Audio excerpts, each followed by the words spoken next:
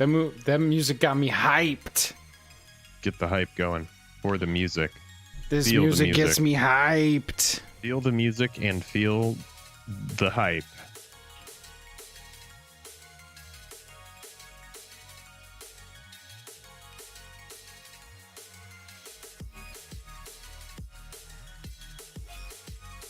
I'll remove this.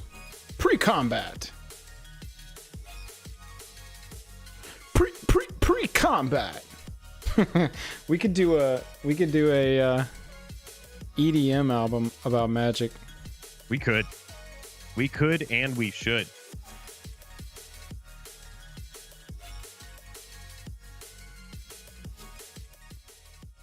The song is called Shark in a Koi Pond.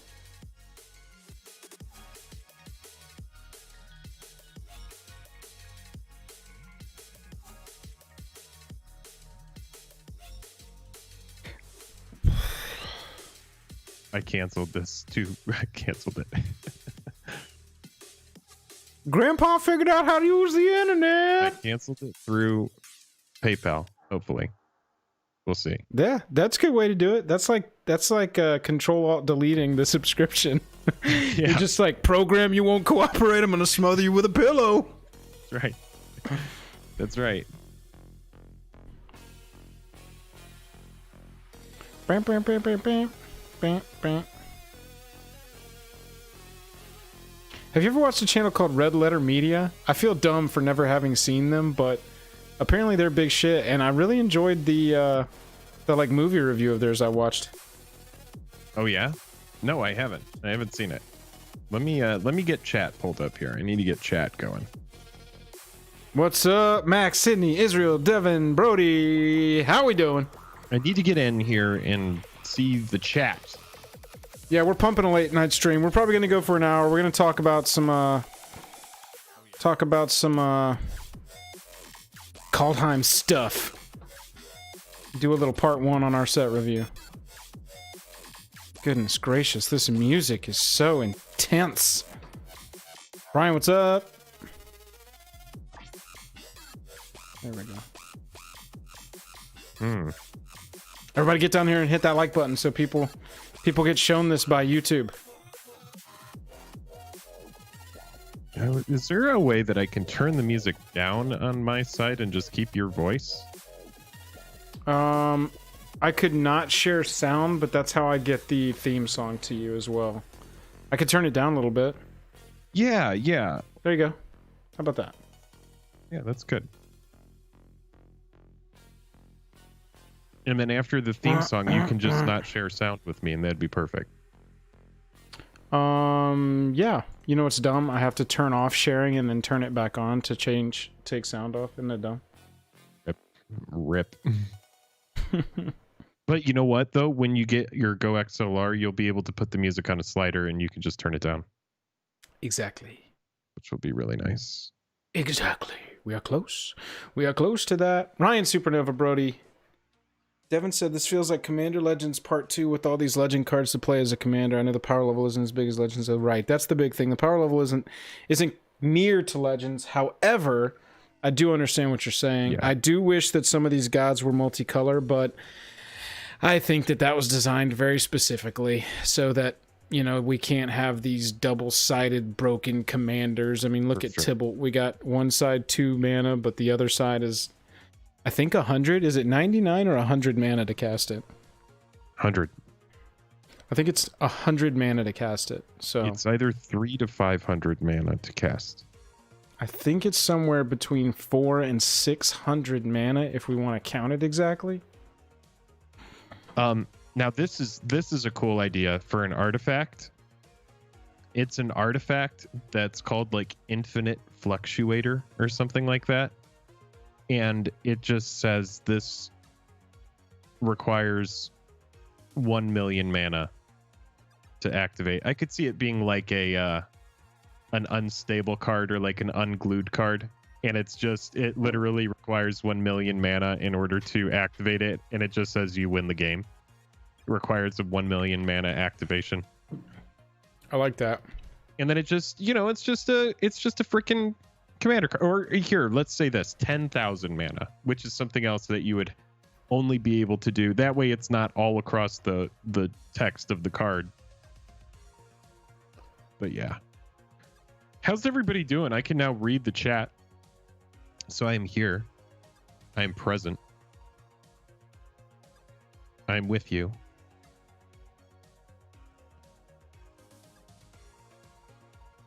Brody says, I love that, talking about the infinite combo finisher. Yeah, and I mean, essentially what happens at the end of the game, you know? Doing great, gonna hit yoga in about 20 minutes. Very nice. The Lunas modal dual face card commanders are like mono partners. Yeah, they really are. Somebody dropped this meme in our chat earlier. I don't know why. Oh, that's nice. I don't know why that character from Breaking Bad is screaming lol. Pretty intense. All that for a drop of blood. I've been trying to make Toralf, God of Fury, a fantastic commander. However, sadly, mono red can only do so much. That's right. That's right. We were just talking about Tergrid and how good that card is, and thank God it's mono black. Any other color and it's just too much gas.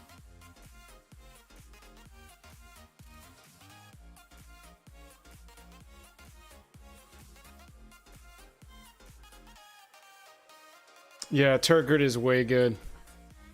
So good.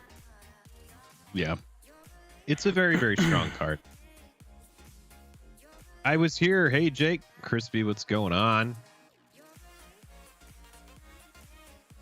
Still better than mono white, Joel. You don't get the hello. That's fine. Suck it. You don't get a hello. I'll go ahead and get myself a drink since we're going to be doing a little stream here. And little streamy weemy. Yeah, and we'll just kind of go through, talk about some of these cards. You know, we're going to breeze past commons and uncommons and stuff, but we're going to talk about well, let's breeze past cards that aren't notable. Like this card's notable because it's exile in blue again. Could y'all do a quick take on Marit and maybe some possible deck ideas? Sure. When we get to it, yeah, we'll talk about it. Brian, I think Egon, God of Death, is going to make a lot of noise in Standard. Battle Grizz, from a historic perspective, this whole set feels almost completely unplayable. From a historic perspective, I don't know. Time will tell. All right, give me just a second. Now I think there are some foretell cards that might make it into historic. I mean, Raven Form is a, if you foretell it for 2, it's a 1 blue exile artifact or creature.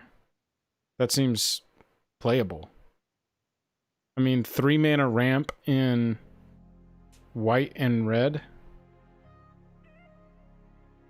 Not every single one, but I think there are some possibilities here for sure. Yeah, Steel Leaf Champion 2. Electric Boogaloo.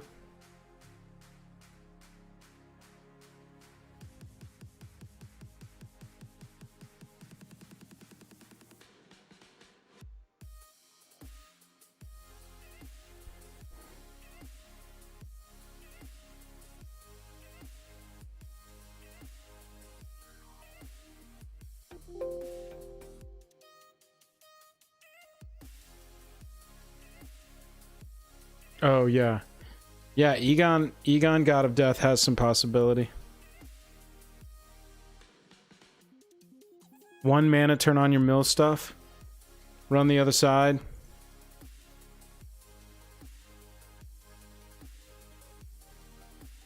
Very possible.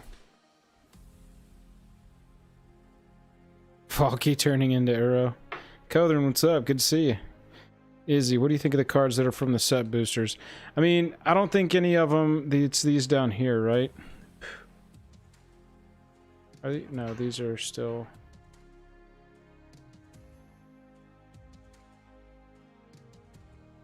You're referring to these. I mean, I think they're fine. I think that they're a little high cost for what you're going to be looking for constructed. I mean, a 5 cost, 6 cost, 7 cost spell. in Constructed. Maybe Armed and Armored. 2 mana uncommon. Vehicles you control become creatures until end of turn. Choose a dwarf you control, attach any number of equipment. That seems good. War Chant or Scald has got a lot of infinite possibility in EDH, I'll tell you that. Whenever it becomes tapped, if it's enchanted or equipped to create a 2/1 token, I mean, there's so many untapped creatures and infinite amount of time combos. War Chant or Scald is definitely an EDH playable card. Go through some of the uncommons here. Yeah, well, these are the cards that are from only set boosters. Oh, these are all only in set boosters? Yeah, these all came out early, except for it was these down here, I believe. So these are specifically in set boosters and not in the normal standard set. Correct. These 4 rares. Just those 4 rares. Well, these 4 rares and these uncommons here. Oh, this rare too. Canopy Tactician, maybe? I think that's got possibility. Canopy Tactician might be a thing. Oh, Cawthorn Card says there's a theme booster section. Hey guys, haven't seen many spoilers yet except for the Black God and the Green Praetor. Are there any EDH staples in the new set? Shane, there definitely are some good ones. Go ahead and look up. I'm using Scryfall right now. Yeah, Maskwood Nexus is definitely going to be in some EDH decks, I'll tell you that. You have to sort by set and number. Okay, I can do that. Ooh, we got a lot of cards to get through.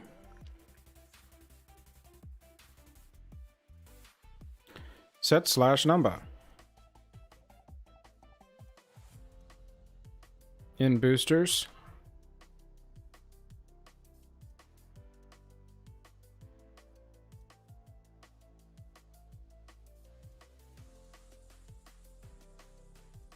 Borderless Planeswalkers, alternate art borderless cards.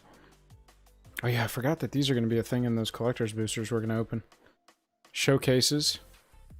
Oh, I love all these, man. They look so cool to me.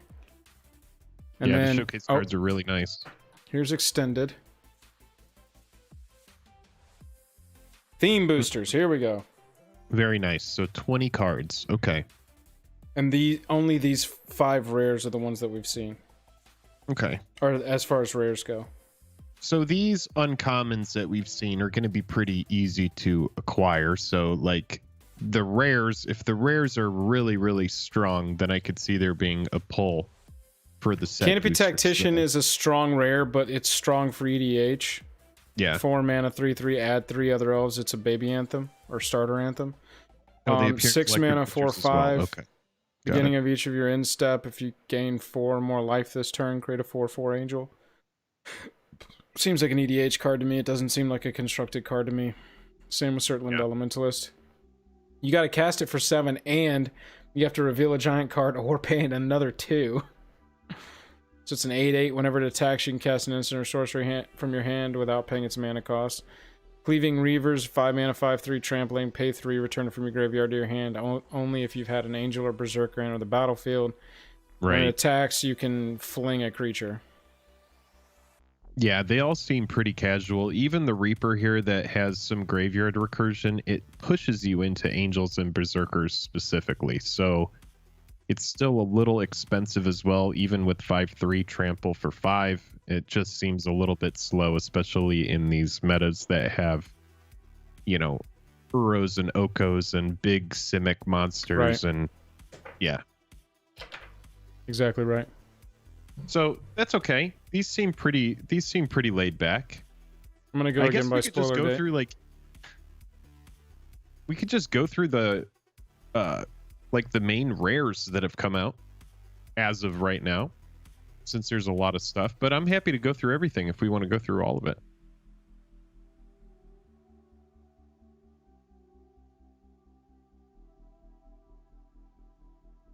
Yeah, let's just go in spoiler date and we'll just do notables. Yeah, We're not that gonna sounds go good. crazy. We haven't got a review. You know. Target creature gets +1/+3 and gains flying until end of turn, untap it. Actually, that's not that bad. For 1 mana.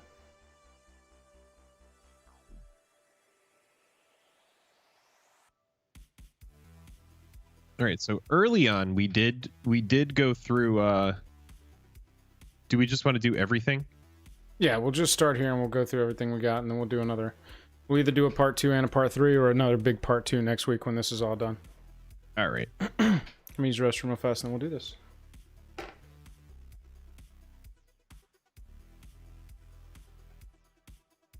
All right, guys, we're gonna get this going in just a second here.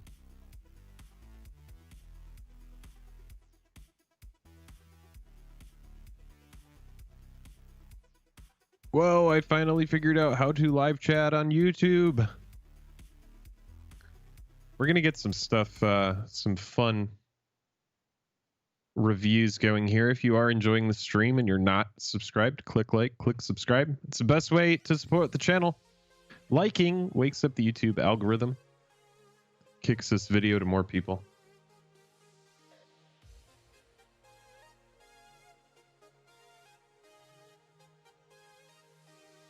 Make sure that you check out Foil Quest as we chase after a Mono Liliana.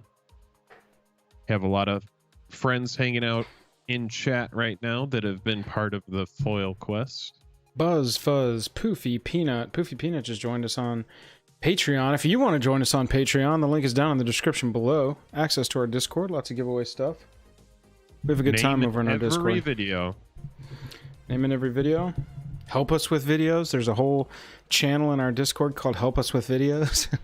That's right. And I use it like every freaking day, so.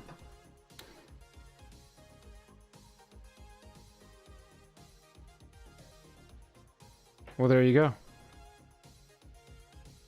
Spencer, that's exactly what we provide. Haircut video did suck me in. Ended up watching the whole thing. Nice. That means a lot. That was a good That video. actually means a lot. Flip and sip. Shane, I love a sticker. Can I buy one somehow? We don't have them for sale right now. The only way to get them is to join our Patreon. And actually, that promotion is over. So we will have more sticker promotions in the future.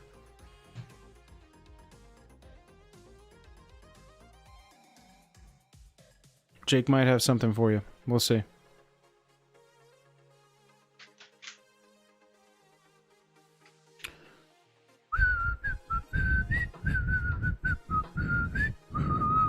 Been practicing my whistling so that the Discord can't tell me I can't whistle anymore. Got him.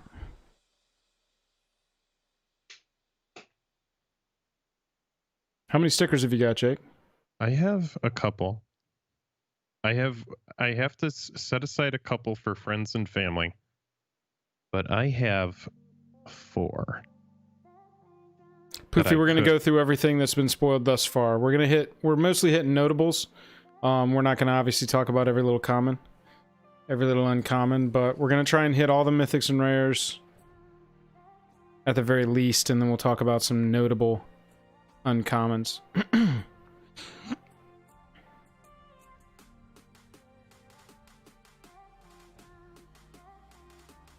Thanks for everybody for popping in tonight. Joey, good. How are you doing? It's time to do this thing. Yeah, let's go ahead and get on into it. It's time to review some cards from Kaldheim, where we're just going to talk about some Nice stuff. noodle. Lunas, we were actually just talking about that like 2 days ago. Jake and I were like, we really expected there to be a secret lair like last week, honestly, but especially I was really expecting it Monday. I thought we were going to get a secret lair announcement on Monday, and we did not. That's how that cookie crumbled. KP Hope, what's the drink tonight? I'm just having a Pacifico with lime. Yes, that's right. That's right. But you know what? The last 6-pack of beer I bought, Joel, was actually Goose Island IPA. I did switch back to IPAs, but then I decided to have like 3 in an evening, and I was starting to feel loose, man. Like that high alcohol content is actually a thing. Yes, it is. Also, what was it that you used to drink? It was like a green beer. It was like a green IPA. Sierra Nevada? Sierra Nevada. And it's not even an IPA, it's a pale ale. One of my favorite beers for the longest time that I said was an IPA was actually a pale ale. Mm-hmm. Wasn't even an IPA. Anyway. Isn't that what? Shane, welcome to Shane. Token Creatures. Welcome to the Token Creatures. Jake, do you notice I edited that? It took a couple days for them to approve it because everything you change on YouTube has to approve now. But yeah. I changed it from welcome to Token Creatures to welcome to the Token Creatures because I was getting super anal about it every time I saw it pop up. Welcome to the Token Creatures. Got him, Shane. We really appreciate that. D-Scout, what's your guys' favorite card spoiled so far? Ooh. I really like the giant that goes to the graveyard and deals passive damage.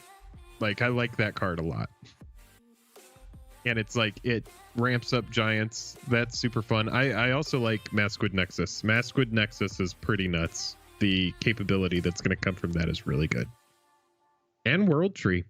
I mean, honestly, World Tree. That was mine. You stole it. You can't have 3. I'm sorry, I'm just talking about some of my faves. World Tree is definitely mine. I've been wanting to build a Golos deck for the longest time, but I could never come up with an idea.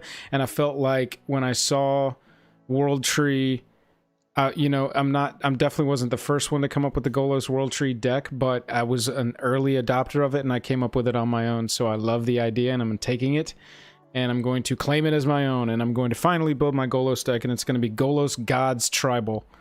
Yeah, and it sounds degenerate. Yeah, it's going to be a really interesting build. You can ask Jake. I already loved building EDH decks around the Theros Gods the first time we went there. And so I have Kara. Who's the red-blue one from back in the day? Look at the top card of your library. If it's a spell, you can deal 3. Keranos. Yeah, Keranos and Erebos are my 2 EDH Theros Gods decks. And so I've always had a love for the character type. I think I'm lower on the gods in this set because they don't have some form of indestructible. I really always, ever since Amonkhet gods, right? I really appreciated the different ways that they could come up for something to seem like this indestructible, powerful force. Straight up indestructible, or in the case of the Amonkhet gods, they just keep coming back like mummies or zombies. I loved how flavorful that was. I wish that with Foretell and the Exile Zone being an absolute thing in this set, that if a god died, it like went to the Exile Zone and you could put it back into your hand for like 2 or 3 mana, something like that. Would feel more... That's interesting. I mean, look at Loki in Thor mythology, right? Dying and coming back, dying and coming back, dying and coming back. And so it's not... I understand... These gods can die. And so I get that they can't be straight up indestructible. Sure. But something similar to the Amonkhet, I don't know. I think that's a little mini rant from my side that I couldn't find a video to put in, so I'm just going to say it on live stream. I just wish there had been some mechanic that made these gods seem godlike. If that makes sense. Yeah, I could see that. Let's catch up on chat really quick, and then we'll get into the cards. Yeah. Card shop. Mine is Foretell Vampiric Tutor, but Vampish Tutor, but I've avoided spoilers the past 2 days. Poofy Peanut for me, it's between Maskwood, Goldspan Dragon, and Vorinclex for favorite cards. Goldspan Dragon is dope. Yeah, Card Shop Reality. I'm actually here to learn spoilers. I've avoided the past few days. Jeremy, I'm a Perforos guy. Joel loves Perforos as well. That's a great card. Were you waiting? Was anybody waiting on us to do our preview video? Sorry, we put it off halfway. Yeah, I'm interested to know if anybody was waiting to hear our preview video or if you were just like avoiding them in general. Brian, curious to see if Foretell can take off new gods. Do help give you devotion. Card Shop. Thumbs up number 18, Food Time. Most of them give 2x devotion. Yeah, that's true, Food Time. That's what I was saying is true. They do help with that. We are close to Pioneer Gods Tribal.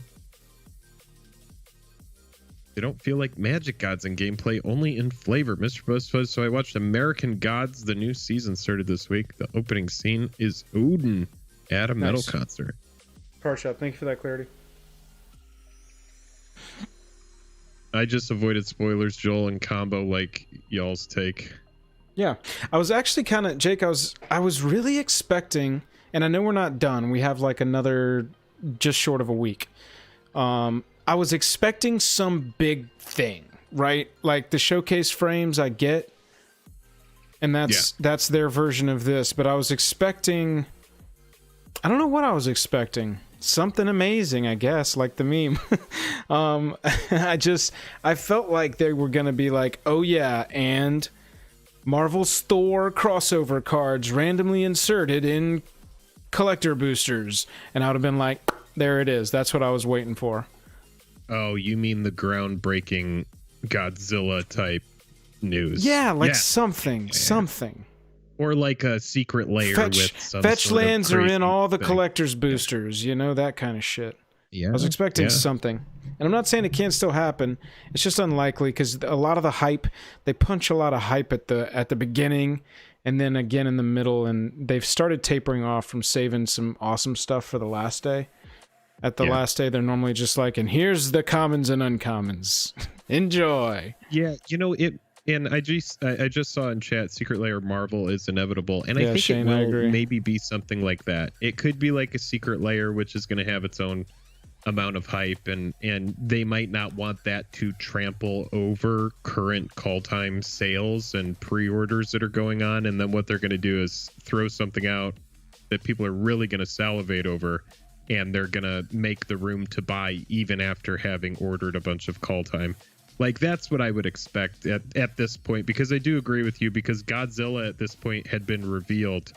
We knew about it, but actually Godzilla was a leak. So it's really hard to tell, you know, how quickly we got that Godzilla info, because 2 Godzilla cards had popped up in pictures, if I recall correctly, as some sort of leak. We saw the King Caesar and we saw the uncommon cycling Tyrannosaurus. So maybe we got those spoilers faster because of that information. Yeah, I don't know. It's hard to tell. Yeah, Card Shop. Yeah, I remember that. Yeah. Card Shop and I were sitting there doing the reveal announcement stream, Jake, and both of us were just like, all right, there's going to be something huge at the end. And it ended up being this Vorinclex card. But, honestly, I was expecting it still during the video, watching the video. It came in and just faded out. I was expecting it to, like, maybe come in and then split apart into all of the Praetors and all of the Phyrexian setups, but that didn't happen. Yeah. That's me I want that, like, what's that thing? I want that thing. You know what I'm saying? Yeah. And part of me is like fine with the power level and fine with there not being a big reveal and we'll just get to it, in the next set. Like Kaldheim, maybe it's just going to be these cool borders and like the Phyrexian etched Vorinclex. But I'm very excited for some of the big commander cards that came out of this set. I think there's going to be some big splashy stuff that's going to be in the EDH tables. Yeah, Izzy's right. They've been focused on creating an app to crash phones. So yeah, it's going to be a little bit before we get some amazing stuff. Arena to crash phones soon. That's so true. Izzy, thanks for hanging out. I just upgraded to a brand new Android phone, so I'm set up for it. I'll tell you that. It was unintentional, but works out. Yep. Pretty high on Ikoria too. Yeah, Ikoria was great. Ikoria, whenever we talk about it, I always talk about those triomes. One of the best things to come out of that set. And Godzilla cards are really cool too, and it was really tastefully done how they added Godzilla into the Magic universe. It's a home run set, in my opinion. There was a foiled jeweled lotus listed on eBay for 88 plus 4 shipping, and so I offered 82, and they took an offer at 84. So if I'd been $2 higher, I would have gotten the $88 foiled jeweled lotus. Frustrate. My pursuit continues of all of the under $90 foiled jewel lotuses. I will hunt you foiled jewel lotus. It is the first time it's ever been printed, so it is the OG one for what that's worth. I will catch you foiled jewel lotus. You wait. Sadly, the Commander Legends print quality on some of the foils is kind of shoddy, so it's like you really do have to hope you get one that isn't a Pringle. Yeah. That's what's nice about eBay is you can kind of fish for the ones that look good. For sure, it was a first time seller, so I was taking a chance. They didn't have any reviews, but it was in a sleeve, in a Dragon Shield sleeve, in a hard sleeve, And so I was like, all right, this looks like some person who's just trying to flip this and get some cash real fast. Yeah. Opened it on a whim, you know, kind of a sale looking. I feel that. All right, you ready to do this? Yeah, let's go ahead and get into this. I'm gonna pop the intro song. Warning, it's going to be loud. So let's get through it. All right, everybody. You know what they say about seeing the sausage get made? Just makes you want to see more sausage get made. So what we're going to do here is we're going to shoot a video live and in front of you with your help.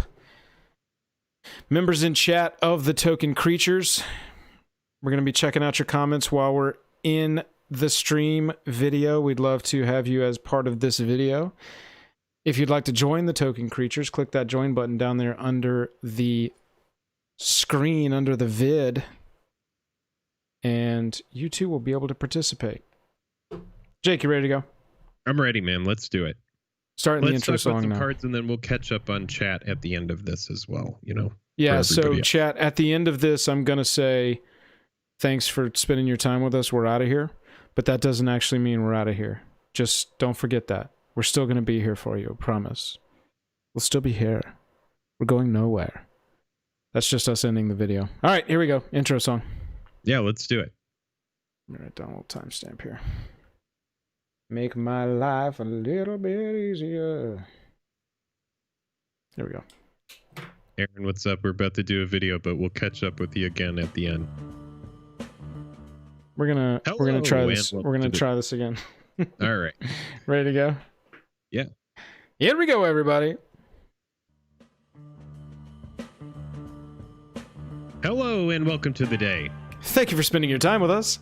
I'm Jake. I'm Joel. Welcome back to another episode of Jake and Joel Are Magic. We are going to do part 1 of our full set Kaldheim set review. But first, if you would, go down there, hit that like button, hit that subscribe button. It really helps us out. It's the best way to support the channel with just the click of a button. If you are a fan of Jake and Joel Are Magic, head on over to Patreon. Any level gets you access to the Discord. There's giveaways. You get your name in every video. It's a myriad of good stuff. Myriad. Nice word right out of the gate. You're starting strong with the words. I'm learning more words during this quarantine. I do words more. You know, I pick ones that I like, and thankfully Magic the Gathering does use pretty much as many adjectives as possible. And so you have to learn in this game whether you want to or not. We're going to talk about all the fun cards that have come out of Kaldheim thus far. We're not going to put a lot of emphasis on commons and uncommons and chafe, but we are going to talk about the cards that we think are notable. Chaff or chafe? Whatever the hell they say. Let's swap over and look at these cards. So, like Jake said, we are not going to linger too long on commons and uncommons. We are going to mostly focus on what we think are going to be players in EDH primarily, some constructed discussion as well, and we're going to make sure that we definitely hit all the mythics, probably hit all the rares, and we'll go from there. A lot of these cards we have talked about in prior videos, so some of them we might glaze over. First one up, though, Jake, Niko Aris. This is not a card that I have put into a video yet. This is not a card I've spent a ton of time analyzing, and so I definitely wanted to have a discussion with you about this because this is a 3-cost planeswalker, and we've seen in the past 3-cost planeswalkers dominate, especially within the last 2 years. So having a blue-white X 3 loyalty Niko Walker, whenever Niko Aris enters the battlefield, create X shard tokens. +1 up to 1 target creature you control can't be blocked, so it's got offensive implications there. Whenever that creature deals damage this turn, return it to its owner's hand. So that's weird. -1, maybe ETBs again. -1, Niko Aris deals 2 damage to target tapped creature for each card you've drawn this turn. And -1, you can create another shard token. Now, it is important to note, we need to go to this one so we can see what a shard token is. Yeah. They're enchantments. They are enchantments with 2 sack it, scry 1, draw a card. So they're like clues, but not quite as good. Clues were 1 to sack and draw a card, right? Am I mistaken on that? Clues were 2. Oh, clues were 2. So I mean, you're paying 2, scry 1, draw a card. That actually seems pretty dope then, if that was the payoff. This is nice. Yeah, this is they took the clue and they they put a scry on it. So that's neat. This is an nice. interesting card. Enchantment, or instead of an artifact, it's an enchantment. So yeah. Right, yeah, we'll still have some constellation implication, rhyme, with Theros still being in standard as far as the standard application of Niko, and that's mostly the lens that I kind of look at this walker through. I don't think that this has much impact in EDH. This will be a very low-played card in EDH, but I do think that it's going to at least be tested in standard because of that. The synergy alone with that 2 white, 1 other comes into play, exile a permanent 3 or less, I think, and then they get when it leaves, they get a token creature or something. I mean, for this creature, it doesn't matter because it ETBs, you make it unblockable, it swings, deals damage, comes back, ETBs again, right? And it's exiling it's really their best nice stuff. For ETB abuse, if you're trying to get the most out of that kind of thing, and can't be blocked is relevant in my opinion. Yeah. It's 2 weird. Damage to target tap creature for each card you've drawn. Yeah, it seems fine. It's a strange card to me because it's one like Dovin back in the day.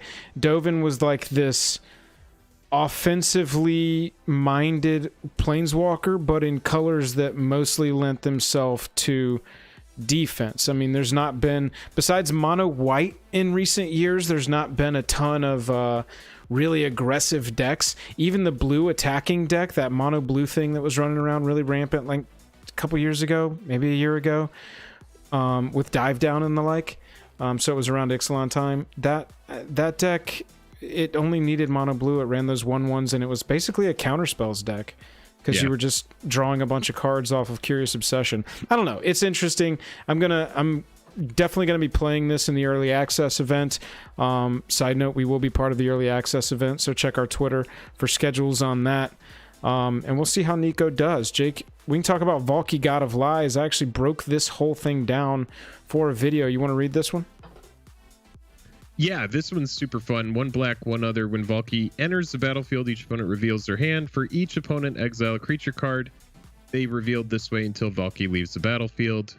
And for X, choose a creature exiled with Valki with converted mana cost X, and Valki becomes a copy of that card, and it flips into Tybalt, which is its whole big bunch of stuff as well. A red, a black, a 5 for 5 loyalty. As Tybalt enters the battlefield, you get an emblem with you may play cards exiled with Tybalt, Cosmic Imposter, and you may spend mana as though it were mana of any color to cast those spells.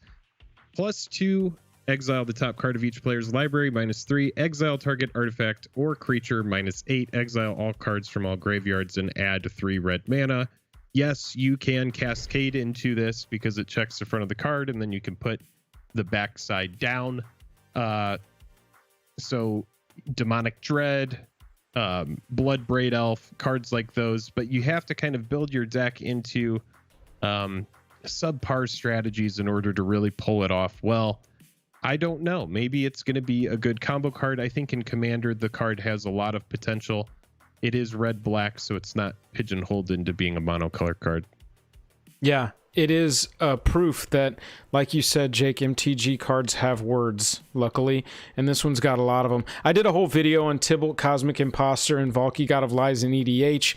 For Constructed, Valki being on 2 mana is pretty good, but Tybalt being on 7 is really tough, especially in these colors. Maybe you can go Jund and get some ramp going.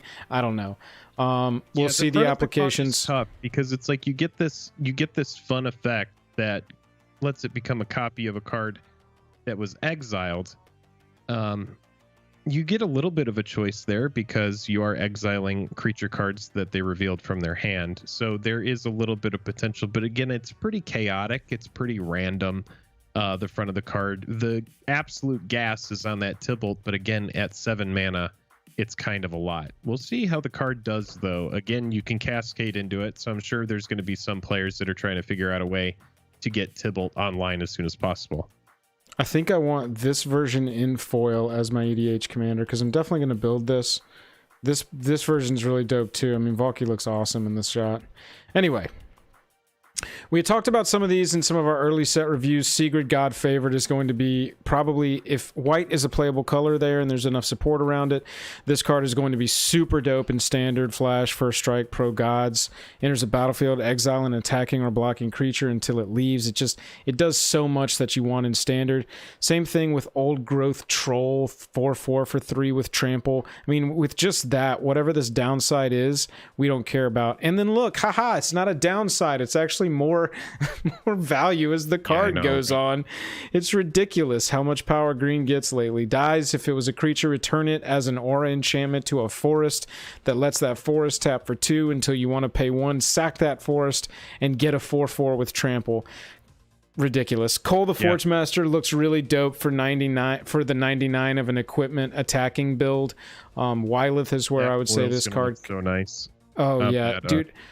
I actually wish this card was better because this art here looks like some kind of awesome movie poster, and I really want this card just as a collectible in foil. But yeah, it's disappointing that it's not a little bit better. On that card, as far as an uncommon goes as well. We got a changelings there. Alrin, God of the Cosmos, is our 5 mana Odin allegory. We got 2 blue, 3 other for a 1/1. Gets +1/+1 for each card in your hand and each foretold card you own in exile. At the beginning of your end step, choose a card type, then reveal the top 2 cards of your library. Put all cards of the chosen type in your hand and the rest on the bottom of your library in any order. Really good. Other side is Haka Whispering Raven, 1 blue, 1 other, 2/3 flyer. Whenever Haka Whispering Raven deals combat damage to a player, return it to its owner's hand, then scry 2. So, goodness gracious, you've got this great bird attacker on one side that when it punches, it's going to deal 2, but then you get to return it to the hand and scry 2, and you can replay it if you want, or then the bird goes back and whispers in Alrin's ear, they've got enough mana to cast you now, and Alrin comes out, and you're going to get, 3 cards in hand. This is a 4/4 after you cast Alrin, and you're in blue, so it's likely going to be more like 4 or 5 cards in hand. And then it just goes up from there. And then you're able to put cards from the top of your library into your hand. EDH playability, this is probably a solid 99 card if... Yeah, what I'm thinking is solid in the 99, but not... I'm not super high on it. I feel like I'm missing something as to where it's, really good. I just don't like it as the commander just because it's one color. The thing I do like about it for EDH is it is a card designed for Foretold that doesn't have to have 100% Foretold cards in the deck because it'll check for cards in your hand as well. And none of the rest of the card has anything to do with Foretell. It just happens to add this one little ability on. So I do like that about the design. Obviously the art is so sick to me. The art's great. Sure. Yeah. It just doesn't get me hyped, but I do think that, this is the kind of card that I'll misjudge right now, and then in 4 months I'm going to be like, oh my god, I'm so tired of playing against Alrin Control. Yeah, right. Yeah, exactly. I'll read this one, Elvish War Master, because I know Joel's reading a lot. 1 green, 1 other for a 2/2 creature elf warrior. When 1 or more other elves enter the battlefield under your control, create a 1/1 green elf warrior creature token. What happened with the spacing on elf warrior?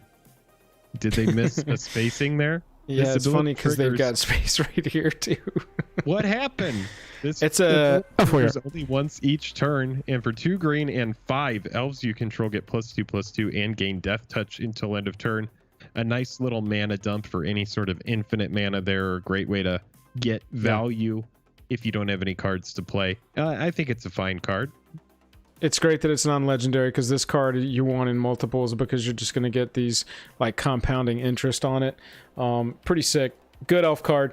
Binding of the Old Gods. Yes. This is one of those first. This was one of the first cards we saw that was an uncommon saga, and gave us a hint at the power level of these uncommon sagas to come. It's kind of ridiculous.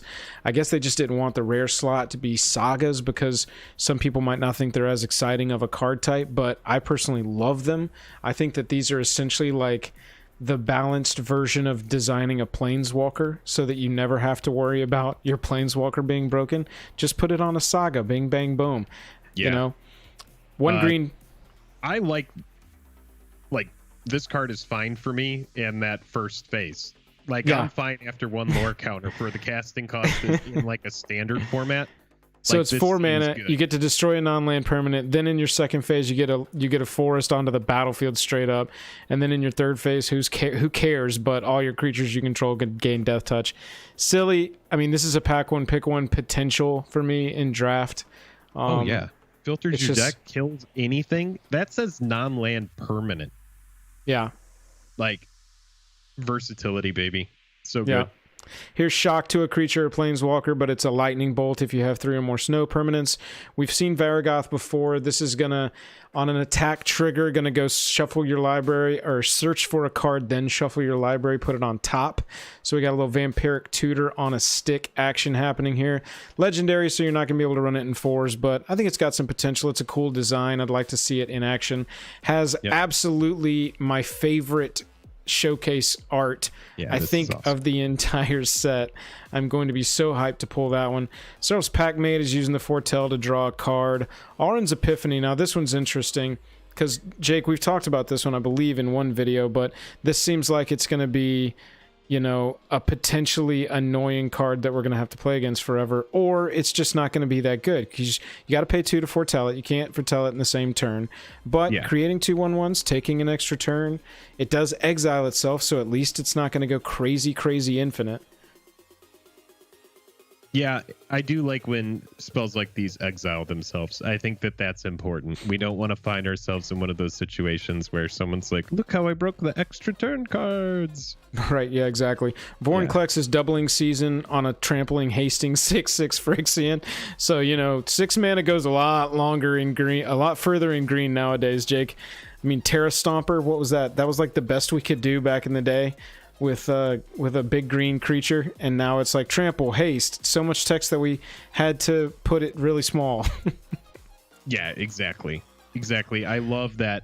Oh man, I love that showcase frame and that alternate art.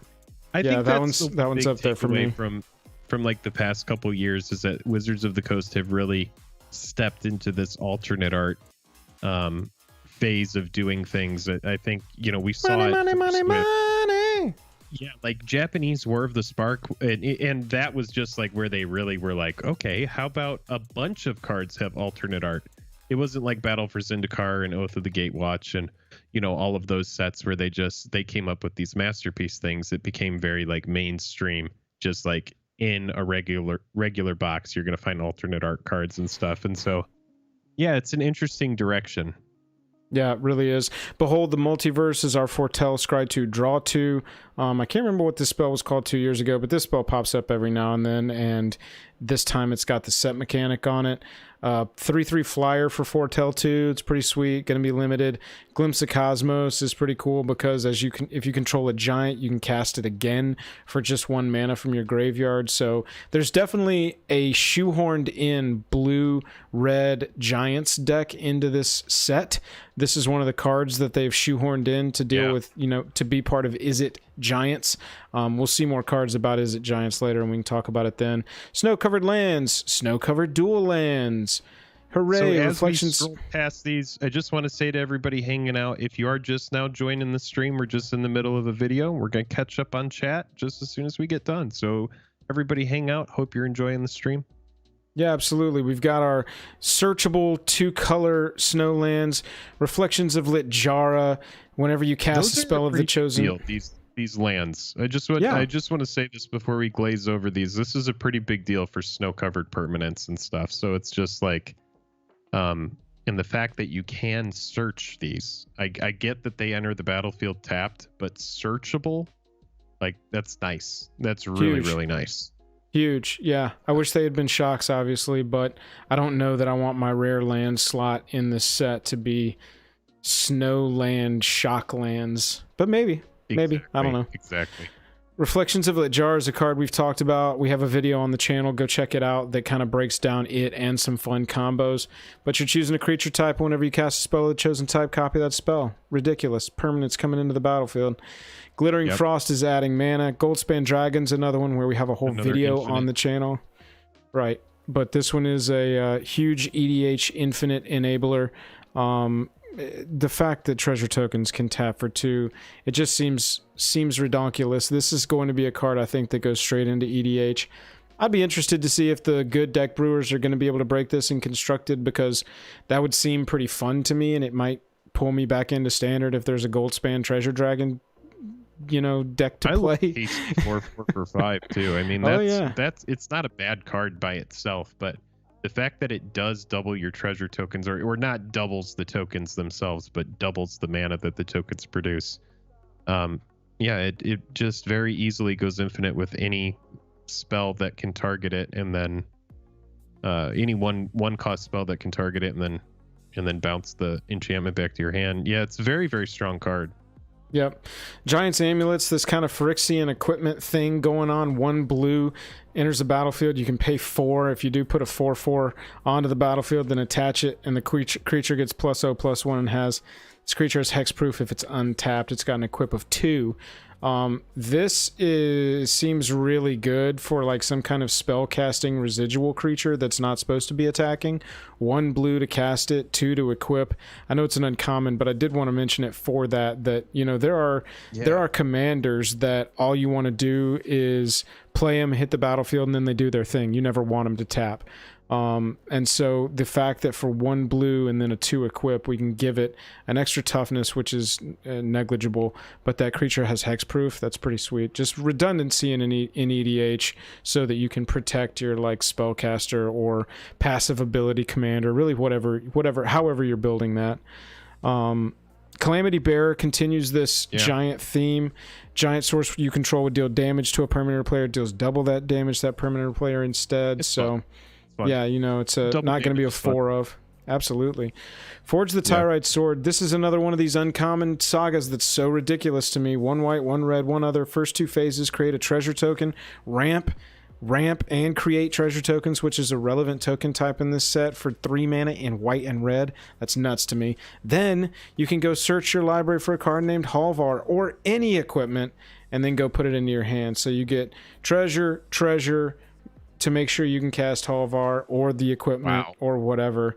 And then you get to go get either that god, which has the sword on the back, don't forget, or an equipment card. It's kind of nuts to me for uncommon. This is interesting. Yeah. Red, white, 1 other for create 2 treasure tokens in the first 2 steps of the saga. Yeah, I love that versatility. You don't have to be pigeonholed into Halvar God of Battle. No. You could just end up liking this for equipment-based strategies and playing it just for 2 turns of ramp and then a big, nice, flashy spell. I think foils of this will be a good pickup. That's right, exactly. Exactly. Yeah. Go find Sunforger. Done. That's it. That's all you need to do. That's what I'm saying. I think that this is going to be an EDH playable card. I think it's potentially a standard playable card, but I do think this is going... I would look at foils of this card because equipment decks, red-white specifically equipment decks, they've been really trying to give them a lot of tools lately from a bunch of different angles. And now with Wyleth being probably the strongest Boros commander I've personally ever seen. My favorite, I guess I should say. I won't say it's the most powerful, but because there are some other really good options. But my personal favorite, Wyleth, being low to the ground and helping you draw cards, which is a drawback in these 2 colors. A searchable thing after you get to ramp, which is another drawback in these 2 colors. I think it's an EDH playable card for that strategy. Yeah, I do too. I think it's really good. Here's our other land cycle. Yeah. Stronghold, sacrifice it, put a 1/1 counter on each of up to 2 target creatures you control. They gain vigilance and lifelink until end of turn. That's not a bad effect on an uncommon land. No, it's not. It enters tapped, but it is what it is. Raven Form is our exile effect in blue, man. Exiling an artifact or a creature, and the controller creates a 1/1 bird token, whatever. Pay 2 for Tell It. At least it's not an instant, right? You want to talk to us about Trickster Gods Heist? I want to talk one more time about that red-white that tutors up the equipment. Oh, yeah. Still going on Forge the Tyrite Sword. Well, I was just thinking about it, and really, it lets you have versatile equipment. So you can run like 3 or 4 one-off equipment if you wanted to, just to have versatility in the deck for certain situations. Is there a certain equipment you need to grab that's going to answer whatever? there a Right. certain equipment you're going to grab that's going to give you certain abilities that you're going to need? I mean, is there people a have been sword running. that you want to go grab? What's the thing? Yeah, What's the card from Theros Beyond Death? The equipment in that Shadow Spear? Shadow Spear? That's a thing, right? Shadow Spear. yeah. I'm pretty sure it's Shadow Spear. Yeah, exactly. That's the kind of thing. So it gives you that toolbox effect that I really like. That Right. has to do with just, like, do you need to be pro green, pro black? Then run one copy of Feast and Famine. Do you need to be pro red, pro blue? Run one copy of Sword of Fire and Ice. Because if you're running 4 of these, and most likely you are, go tutor up the equipment that's going to give you the answers. I love cards like this because it opens up slots in the deck where normally you would want to have that redundancy. But that's one of the attractive things about, Stoneforge Mystic and cards like this. So. Yeah, for sure. And then when you've also got equipment like Maul of the Skyclaves from the last set going to be in standard at the same time, you're going to have this like crazy. Yeah, exactly. And all you got to do, like you said, is run one or two copies, probably 2 to 4 if it's Embercleave, because you just want to see that every game. But cards like Maul of the Skyclave, you can just run one. Trickster God's Heist, yet another very powerful seeming uncommon saga. This one. You can save your voice. 1 black, 1 blue, 2 other. For a saga.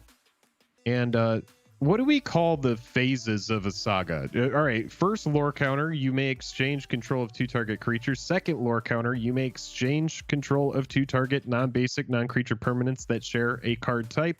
And then you get a nice 3 life loss for your opponent, 3 life gain for yourself in that third phase of the saga. So pretty fun saga here as well. Yeah, exchanging control of stuff just feels so bad. I don't know if this one will see a ton of play.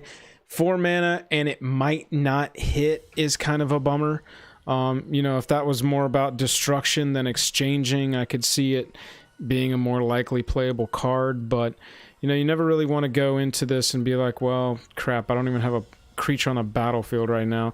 Maybe ways to create tokens would be good in this because you want to make sure that you have tokens. Like for me, I really like this in like a Grixis control with like Saheeli, that's going to be creating servos passively whenever you cast non-creature spells and that kind of situation. Right. Because then, trade a servo for whatever their gas is, and most likely you have a servo. But yeah, I do agree with you. Or also any kind of situation like with, I don't know, Dreadhorde Invasion. Anything that's going to passively make like some stupid little amass token or even a fairy off of Bitter Blossom. Yeah. What's nice about, the cards like those is, it's inconsequential. But yeah, you're absolutely right. You do want to be able to make sure that when you play that and you go through the first chapter that, I don't know, man. I don't know. You definitely want to have something to do. It seems like a sideboard card. Seems like a sideboard card. Path to the World Tree is an enchantment to go get a basic land, put it in your hand, and then you can sack Path to the World Tree with all 5 mana plus 2, gain 2, draw 2, lose 2 from an opponent, deals 2 to 1 target creature, get a 2/2 bear. Silly card. Fun card, silly card. I doubt we're gonna see much play out of that one. I do think we're gonna see play out of this one in a couple of different ways. Tyvar Kell is a 2 green, 2 other legendary 3 loyalty Tyvar. Elves you control have tap, add a swamp mana. +1, put a +1/+1 counter on a target elf, untap it and it gains death touch until end of turn. 0 to create a 1/1 elf warrior creature token. So it does your favorite thing that Planeswalkers can do, which is protect itself at the outset. And then -6, you get an emblem with whenever you cast an elf, it gains haste and you draw 2 cards. Ridiculous. This has, for 4 mana, this is really strong. For 3 mana, this would be Busto. I really love this passive here of all of our elves are suddenly mana dorks. Dropping this on turn 4, you need to have honestly played an elf on turn 1, an elf on turn 2, and maybe 2 elves on turn 3. And then you've got a Tyvar Kell, drop a land, play Tyvar Kell, and you've got 4 mana left on top of that to do some other shenanigans with. So interesting that way. Really good. Yeah. Yeah, it's going to be cool to see Historic Elves. I'm not sure if Historic Elves wants this card. Wow, it might be a little really win good. more for that, but it seems really good. I think that, you know, it's going to be good. The card and can protect itself. That's what I really like about it. I know you love it. I know you love it. We've got our mono green god here, Kolvori, god of kinship. 2 green, 2 other legendary, 2/4. As long as you control 3 or more legendary creatures. Kolvori is a 6/6 with Vigi for 4. Pay 2, tap it, look at the top 6 of your library. You reveal a legendary creature from among them and put it in your hand. Put the rest on the bottom. Top 6 is Dees. Ringheart Crest is the other side. 2 mana, legendary. As Ringheart Crest enters the battlefield, choose a creature type, add green, spend this mana, only to cast a creature spell of the chosen type or a legendary creature spell. Good, not great. It's fine. This is probably the one I'm the to least me. excited about. Yes. You know, mono green, right? Like it would go well in like a Gods deck, like I was talking about the 5-color Gods deck on the channel. You know, it could go well in the 99 of a legendary based deck, and I know like Legends is a big sub theme for a lot of the 5-color, 4-color decks, so you could go that route with it. But yeah, not super exciting. You got anything else to say about Kolvori, or we'll move on? Not really. It's anything that's going to pigeonhole me into like all Legends. I just don't like it. I don't want to have to try to make it work, because you need to have 3 or more legendary. Yeah, it's fine for EDH. I think it has a spot in EDH. Yeah, agreed. Hailstorm Valkyrie's a limited card with snow applications. Sculptor of Winter's a mana dork with snow applications. Cosmos Charger's a flashing, flying 3/3 foretelling cards from your hand cost 1 less and can be done on any player's turn. So this is relevant because foretell, you cannot foretell a card for 2 and cast that card in the same turn with its foretell cost. That's part of the rules text. It does say cast it on a later turn, and they clarified that yes, that means what it sounds like it means. So with Cosmos Charger being able to foretell for just 1 mana and do it at EOT so that on your turn you can cast your foretold stuff, it actually has some relevance. At 4 mana, you know, does it have a place in a competitive standard deck? It looks really cool though. It looks really cool. I think that it's a cool foretell deck. You know, this would be one of the cards that I would build around for the early access event, because we want to build like, you know, the very heavily signaled, you know, is it giants or blue foretold or green black elves, you know, that kind of stuff that they're like, these are the themes of the set. That's the kind of stuff you want to play there. Village Rites reprint. Koma's Faithful, 3 mana, 3/1 lifelinker. When it dies, each player mills 3. Okay. Seize the spoils. Jake, that's it's your favorite type of card. In limited. So that's nice. Yeah, absolutely. It's your favorite type of card. Jake, seize the spoils. 1 red, 2 other as an additional cost. Discard a card, draw 2, create a treasure. Sorcery speed. 3 mana. Doesn't quite get there for Jake. I like the treasure token. But for me, it's like I really love the instant speed. 2 mana instant speed, baby. Yeah. Esika, God of the Tree. Jake, you want to read this one? God of the Tree. Yeah, 2 green, 1 other for legendary creature God Vigilance. It's a mana dork. Add 1 mana of any color. Other legendary creatures you control have Vigilance, and tap. Add 1 mana of any color for a 1/4 that flips over into the Prismatic Bridge. Legendary enchantment. At the beginning of your upkeep, reveal cards from the top of your library until you reveal a creature or planeswalker card. Put that card onto the battlefield and the rest on the bottom of your library in a random order. The reason that you were underwhelmed by that previous god we talked about is because this one is much better. They put all of the power level into it. Yeah, this is a very cool one. Having it 3 mana in an EDH game. Okay, so first of all, you got a commander that's going to give you access to all 5 colors, but tells you, all right, let's focus on 1 color first, and then we'll get to the other 5 or the other 4. So Esika comes out on turn 3, hopefully, at the very least, as any color mana dork. It also, if you've got any low cost legendary creatures that are also in the deck, turns them into mana dorks. Then we can be a planeswalker deck. Pretty much you've got planeswalker, creature. I know it hits anything. I mean, it can be literally anything. I do like that 4-cost toughness on the front of the card, which is nice. Yeah. But I have to agree with you, man. A little squishy. Like, for these being gods, I don't see this being at like the same tier as any of the gods that we've seen before. Honestly, just that indestructibility, that inevitability, even like Kefnet and the gods that when you kill them, they go into your library like third from the top. Like, this is just, there isn't a lot of inevitability. This god dies to, a flame slash. It dies to a go for the throat. So I guess the thing that's godly about it is that there's another side of Esika that is a bridge. Yeah, and, absolutely. You're right. They did made them more versatile instead of making them inevitable, I guess is kind of the call there. Koma Cosmos Serpent. I just released a video on this today. We did 2 blue, 2 green, 3 other for a 6/6 that's got all the text. Can't be countered. At the beginning of each upkeep, read it. Each upkeep, create a 3/3 blue serpent creature token named Koma's Coil. And then you can sacrifice those serpents you're making to either tap a permanent and its activated abilities can't be activated this turn, or have it gain indestructible until end of turn. Silly card, needs trample. Don't understand why they didn't just throw the word trample on there, because, I mean, come on, look at that thing. Look at that thing. Well, it has indestructibility built in, and it has tap target permanent, and its activated abilities can't be activated this turn. So they ran out of rules. You could do it at instant speed. You could sacrifice another serpent. You could just be like at your upkeep before you activate that planeswalker. Yeah, exactly. Tap it. You can't activate anything.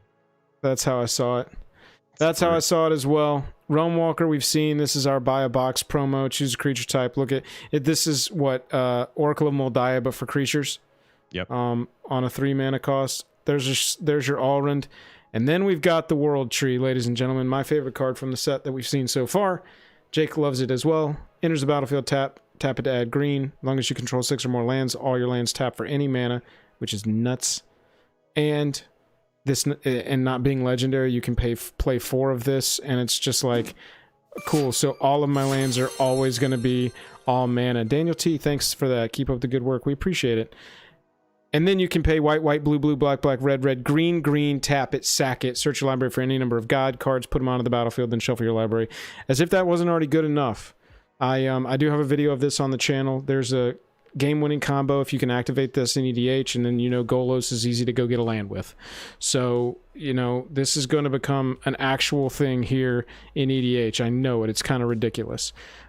Past that, we've seen the way that this set treats creature types and some of the cards that we've gotten that will make all creatures gods no matter where they are on the battlefield, in your deck, whatever.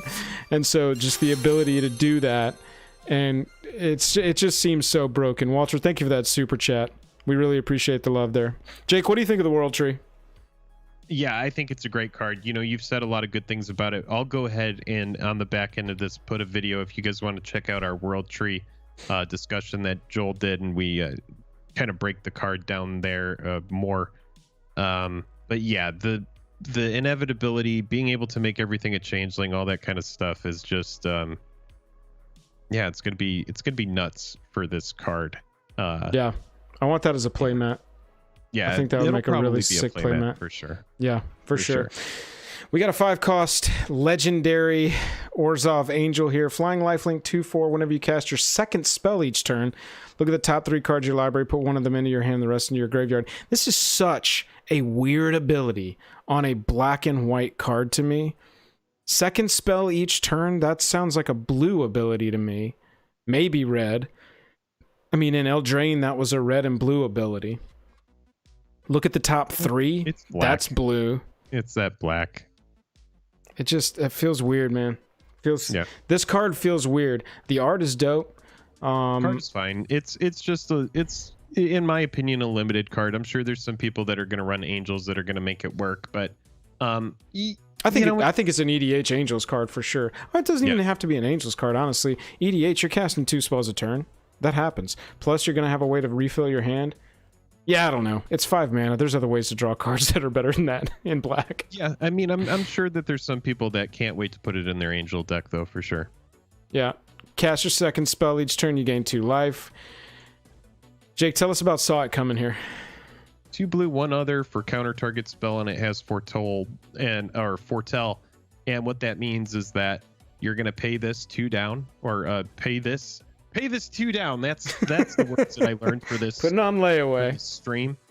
But no, you're gonna foretell this card for 2, and then later on you just have a counter spell for 2, just hanging out. So as far as foretell cards go that are good, that I think decks are gonna actually want, I do think this is a good spell. There's a lot of turns when you're playing a control deck where you're just taking turns off, you're just not really doing anything. Well, invest this spell. Just, on one of those turns where you're not doing anything, just pay 2 mana, play this spell for its foretell costs, and then get ready to use it later when you really need it. It's good.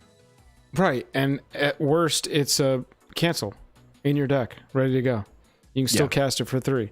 And I mean, good. when Ikoria printed the cycling cancel, that's not what it's called, but that's what I've called it because it's a cancel that cycles. Yeah. I mean, that people played that. And so I know that this is like a good 2 or 3 of in your deck, especially if you're running a card like that blue one, like the blue draw spell that foretells. I've lost it now. Behold the Multiverse. So you run a couple of these in your deck, you run a couple of the other ones. They don't know if you've got counter spells. They don't know if you've got card draw. You're running your control deck like a control deck runs, Blizzard Brawl is a fighting card for a green. It's a limited. Most likely, if you do control snow permanents, it gains indestructible. So that's relevant if there's a snowy aggro deck. It's very possible. But let's check this saga out, Jake. You want to tell us about this saga as well? Sure. 1 green, 1 red, 4 other for a saga. Destroy target land is the first chapter. The second chapter is put target land card from a graveyard onto the battlefield under your control. And then the final chapter, choose target opponent. If they control fewer lands than you, create a number of 4/4 green troll warrior creature tokens with trample equal to the difference. And yes, you can ramp into this, which is really nice. The first 2, pretty underwhelming abilities, but that final chapter is pretty good. Because most likely you are ramping. If you're in green, you're going to be destroying one of their lands. So most likely that final chapter is always going to be online. And if you are building the deck correctly, then you are going to get a lot of troll warriors. And hopefully those troll warriors are going to be enough to get you to victory. It seems like a good card. And what's really nice about it is it's kind of a sideboard card. It's an expensive sideboard card. Yeah, but, this one's a little underwhelming for me. This is going to be, so far, this is going to be my least favorite rare to pull because it's overcosted, man. It's overcosted because they put Destroy Target Land on there, and I know that Destroy Target Land has to carry a premium because they think that's like the ultimate feels bad, and it kind of is. I could agree with that, but it seems underwhelming. It seems very win more with trolls. I feel like that ends with like this is the most memeable card that we've gotten so far yet, right? Like we can meme anything onto Waking the Trolls, any of that, right. Any drama that happens that we can go there. Very much. That is so kind again with the super chat. Gwendolyn, we appreciate that, love. Yeah, we appreciate those positive vibes. Thank you so much. Iron Verdict is 5 to a tapped creature, but it foretells and spends 1 Dece in limited. Actually, I could see this. If a mono white aggro deck pops up, they might want something like this in the sideboard against another aggro deck. If anything is attacking them. I don't know. There's probably better removal for standard, but, this is definitely good in limited. I would say take this as removal in limited for sure, right? Yes. Dude, I actually really like that. I like it. For me, in a limited standpoint, there's some times where you just want to invest that mana. You don't have anything to do. And I hate those moments in limited, but I do think that Foretell kind of captures, what you want to be doing, which is just, get this spell out of your hand, cast it later for much less. Yeah, it's cool too on instants because you're able to play them the next turn. So you go ahead and foretell the 2. And if you use it at instant speed anyway, all you did was spend the 3 that the spell was, right? But if they pass back to you and you didn't have a target that you wanted to take out with it, all of a sudden you've got 5 damage to a tapped creature for 1 mana, which is dope. So it's the instance that I really like. Yeah. Jake, look at this mean god machine right here. Tergrid, God of Fright, 2 black, 3 other, 4/5 menacing. Whenever an opponent sacrifices a non-token permanent or discards a permanent card, you may put that card from a graveyard onto the battlefield under your control. Brutal. Oh, God, stop. And flip The it. other side can't be as good, can it? 1 black, 3 other. Tap, target player loses 3 life unless they sack a non-land permanent or discard a card. Pay 4, untap Tergrid's Lantern. This card, spoiler alert, we've got a video on this card and a couple of others coming out tomorrow. It'll be late day, but it'll be out tomorrow. And this card is...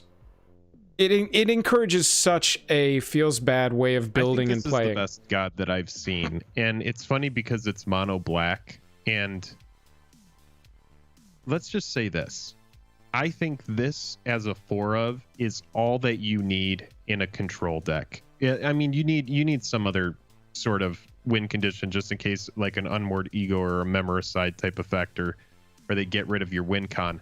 But this is like, in my opinion, all you really need for a win con. Like, say you're about to have a big blowout turn in a control deck, you just play Tergrid and then you go for the throat, whatever their biggest creature is. You kill whatever their most important thing is, and then you immediately get that card, put it onto the battlefield under your control. Oh, Sick. no, never mind. It's discard. It's not a kill spell. No, it's sacrifices or sacrifice discards. effect.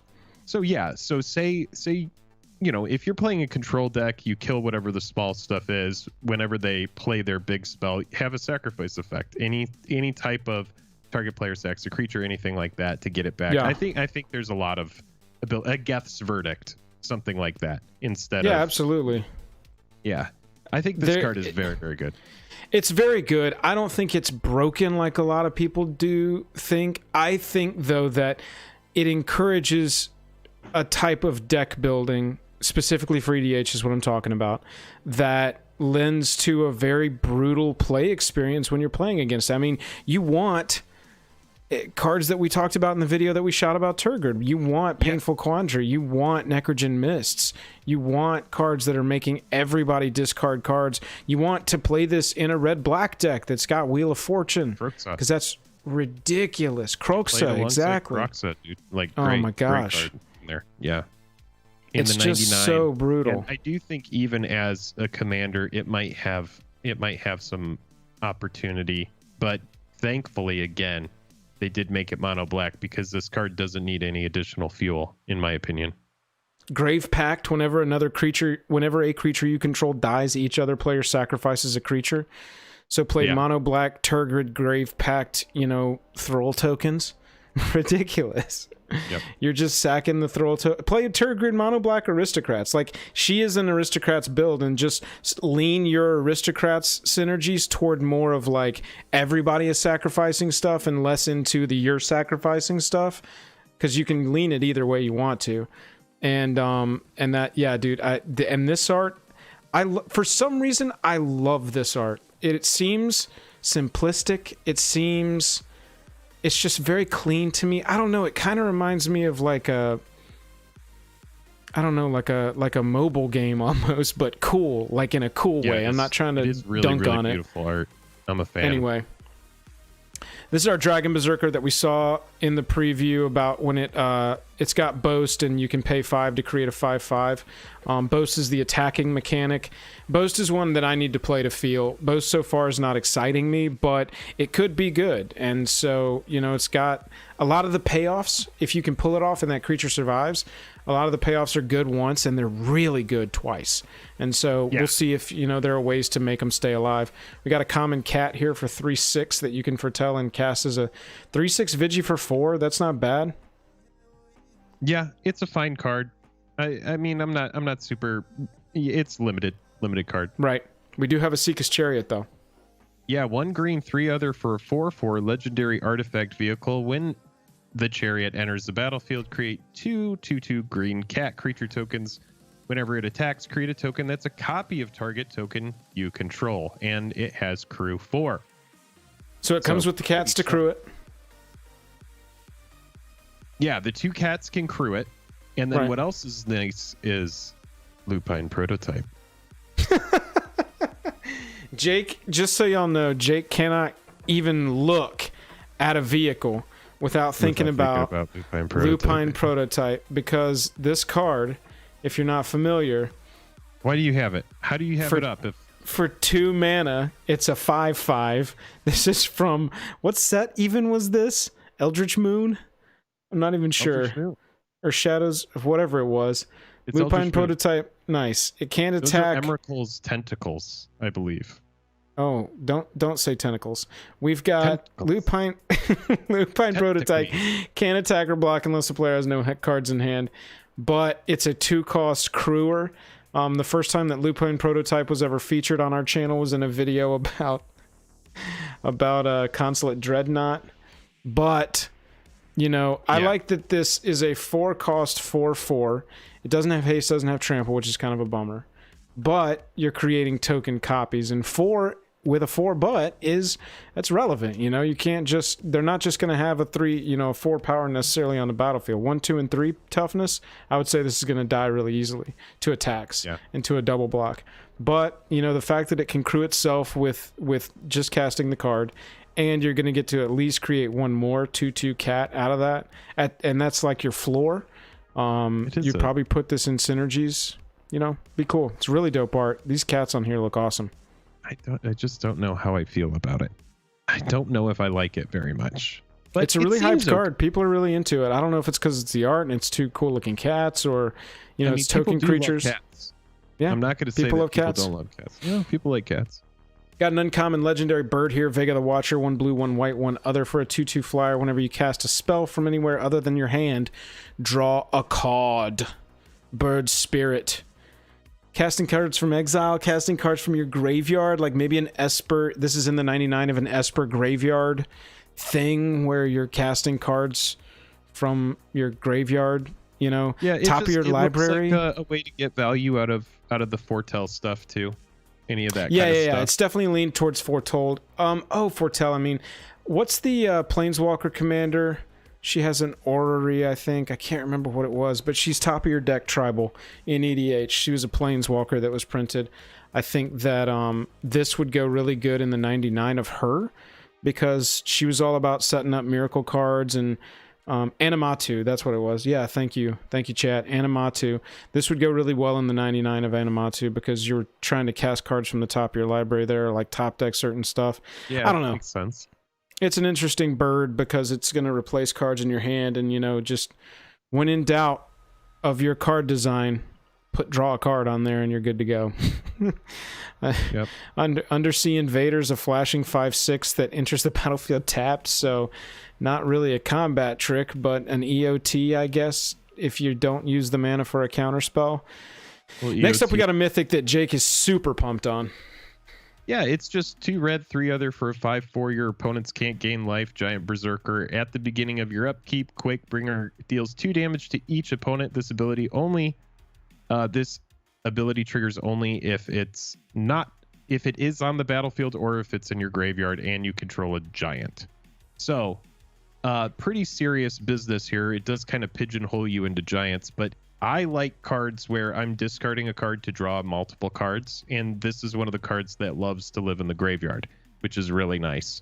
So you do have to have a giant, though, in order for that ability to work, but Bone Crusher Giant, we're getting a lot more giant potential here, and I think that this card will probably make waves. I could see it playing alongside like an Arclight Phoenix as well. You could just have Arclight Phoenix alongside some giants. I don't know. I think there's ability here. Yeah, Quakebringer deck is going to be one of the ones, Jake, that I'm going to build for the early access event so we can play around with it. When I saw this card, so a little backstory, one of Jake's favorite cards in the past 2 or 3 years printed as Bone Crusher Giant. One of his favorite effects ever is Tormenting Voice. I'm just going to sum it up. Faithless Looting, I'll call it that too. And so a mythic that seems like it was designed specifically for a deck that has Tormenting Voice or Faithless Looting, Bone Crusher Giant, and Quakebringer as like a base what is that, 12 cards. That seems like the kind of deck that Jake is halfway there on already, you know. So I think that this is a really dope card. Being able to foretell it for 2 and then cast it for 4 later is not too shabby either, especially if this is mono red and you're running things like, you know, 2 mana damage spells that are dealing damage either to creatures or players, and you're just kind of stalling until you can get to your giants. You're just keeping the board cleaned up and Storm's Wrathing and stuff like that. That's a pretty big deal too, and we're not really giving that a lot of focus and emphasis, but yeah, that's nothing to shake a stick at. You know, in certain situations, this is going to be a good sideboard card. And as giants get more support in Magic history, I think the card will get better as well. It will be one of those cards where, because I mean, the ability triggers only if it's on the battlefield or in the graveyard and you control a giant. So you have to have that giant, but otherwise the card keeps doing things even after you kill it. So it's nice. Yeah. Oh, I did. I actually hadn't put together, Jake, that if it's on the battlefield, it doesn't need another giant on the battlefield because you control a giant. Right. Yeah. Because it's a giant. Yeah. Right. Yeah.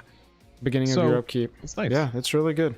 Yeah, I really like that card. Chicken Richard does say more changelings, and I just want to put that into the video as well, just because that is a good important note. We're getting a lot more changeling potential.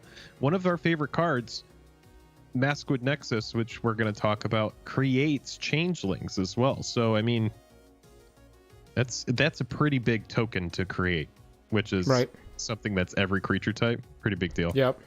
We've got a crazy snow artifact mana thing here. 3 mana for Replicating Ring. Taps to add 1 mana of any color, and at the beginning of your upkeep you can put a night counter on it. If it has 8 or more night counters on it, remove all of them and create 8 colorless snow artifact tokens named Replicated Ring. With tap, add 1 mana of any color. So, this is interesting to me, but it does feel very win more as far as I'm concerned.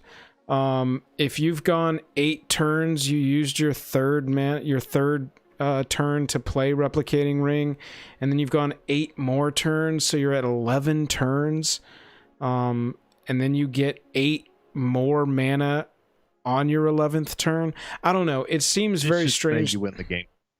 Yeah, something like that, right? Or tap to deal 10 damage or something. This is it's a sweet card. I do like the idea of this, and honestly, this has way more application in my mind than something like EDH, because you can proliferate those tokens and really get a lot of mana all of a sudden out of nowhere across 8 different artifacts that you can also use into your artifact synergies in EDH, like sacrificing artifacts to do something else. I think that's not irrelevant. Other than that, this one doesn't excite me that much, and I think it was maybe supposed to, but you know, it seems pretty pushed for an uncommon. I'll say that. You know, it's got some potential. MTG pack cracking. Hey, we appreciate that, man. Good to see you. Good to see you. Cheers to you. $5 super chat. Hey, look, Jake, it's that card that's in every set. Broken Wings. Destroy an artifact and enchantment, a creature with flying for 3 at instant speed. Hooray! Actually, normally that spell costs 2 and it only kills a creature with flying. I will take 1 mana more for better coverage. Yeah. I will say that about this card. I will take 1 mana more for better coverage, because a lot of the time you don't want to have to run those kind of effects, especially in a limited standpoint. So they put all 3 of them on the same card. So that might actually be draftable. It may be main deckable in a limited standpoint.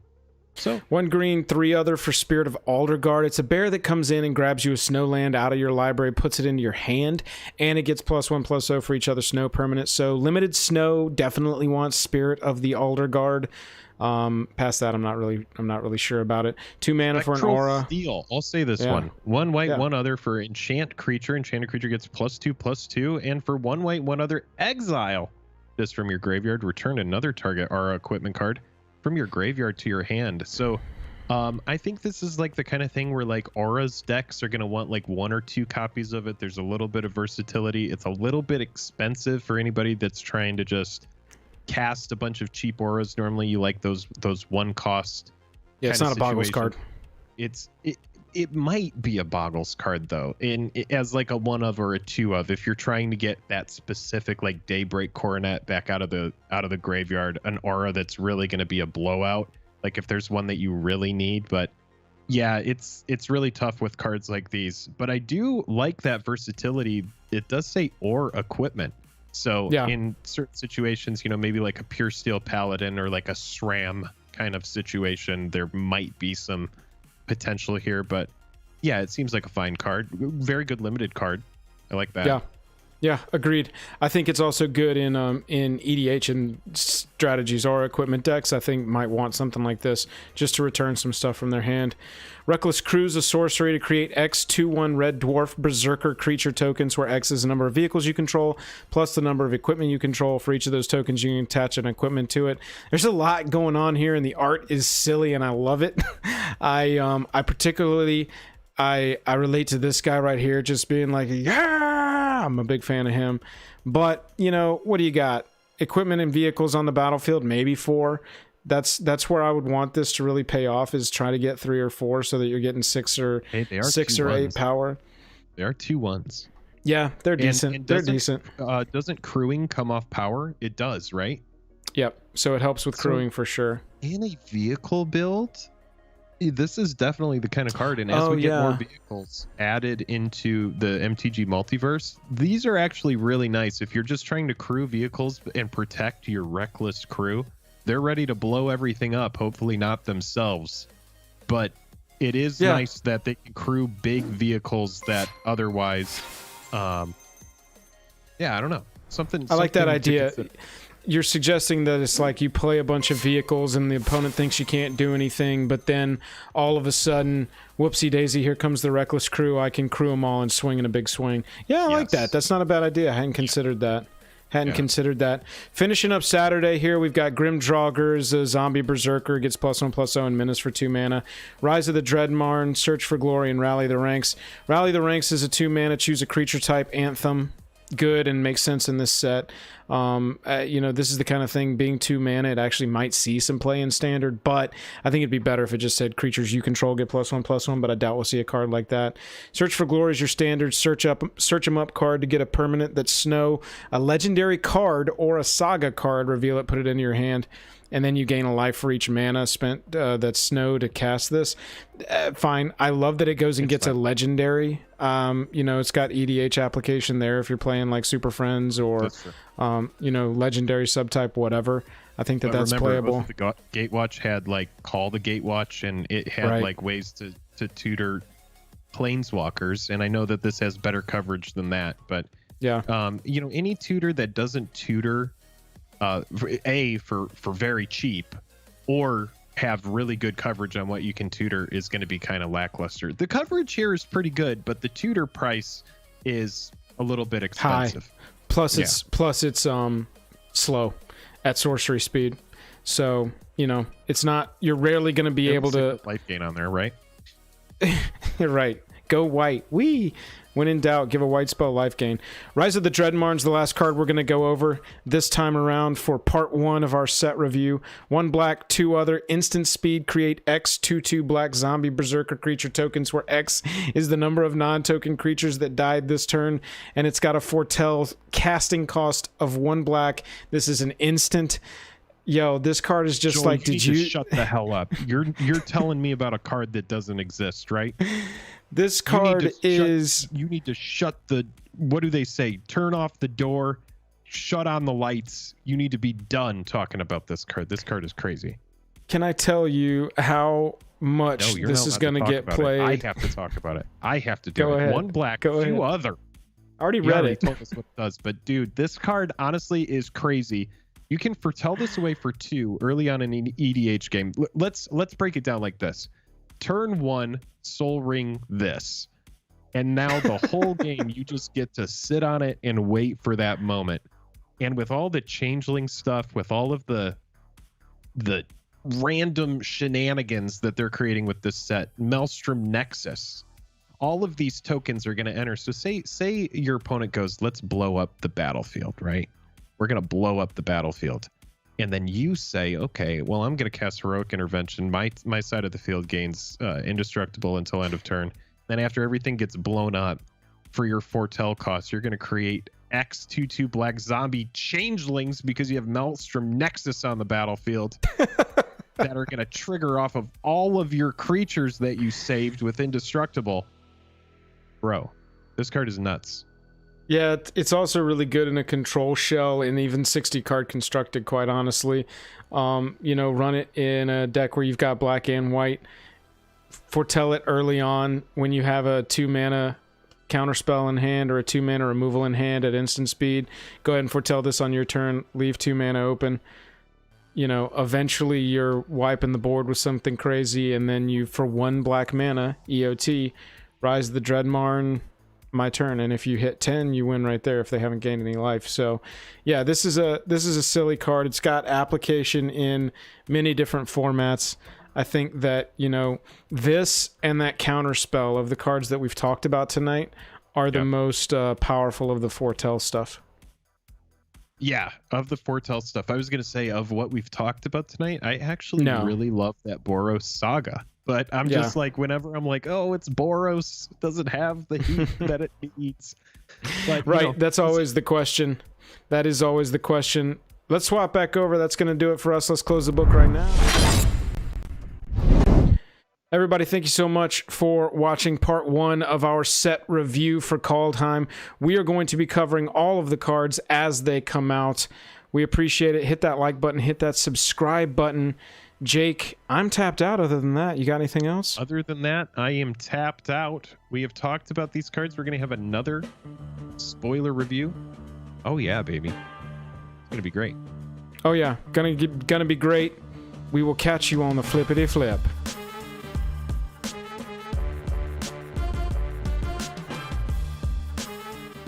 Foretell can be countered. Yes. And chat, like I said, we are not going anywhere, at least not immediately. Thanks to everyone for letting us shoot a video right here in front of you. Yeah. Jake, I stopped you right there because that was about the hour mark, and I figured we just keep each part at like an hour. Joel, I think that's a great idea. I'm going to turn my volume down. I'm going to use the restroom, and we'll catch up on chat right here. Yeah, I'll be right here. Oh, my goodness. Foretell can be... No, wait. Devin, what are you asking? Can Foretell be countered, or can it, when you cast it, it be countered? Let's use Rise of the Dread Marn here as our example. To my understanding,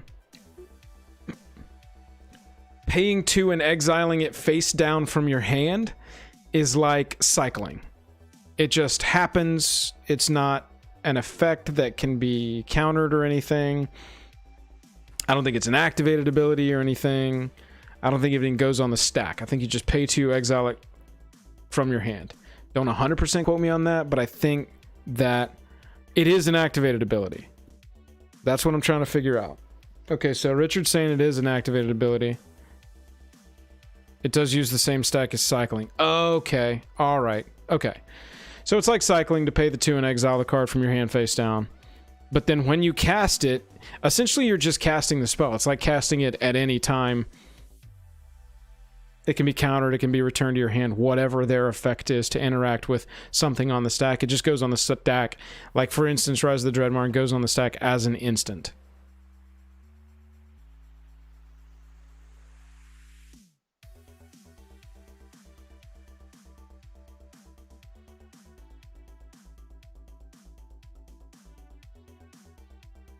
We got a lot to cover in this set review. But we've been thinking about, well, you know, we weren't going to do the live updates, but then we were like, people are asking about it.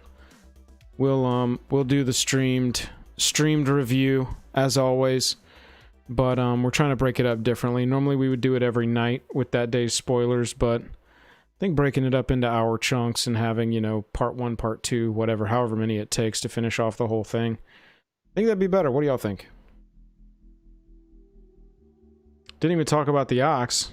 We didn't get there. We'll get there. We'll get there, baby bear. We didn't skip an Ox, did we? No. No. Ox is still there. It's further up. Yeah, damn, we covered a lot of cards tonight. We got a long way in an hour.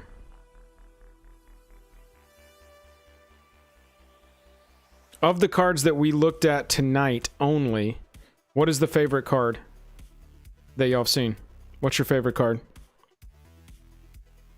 Rally the Ranks. No, Immortal, we didn't get there yet. That'll be a stream.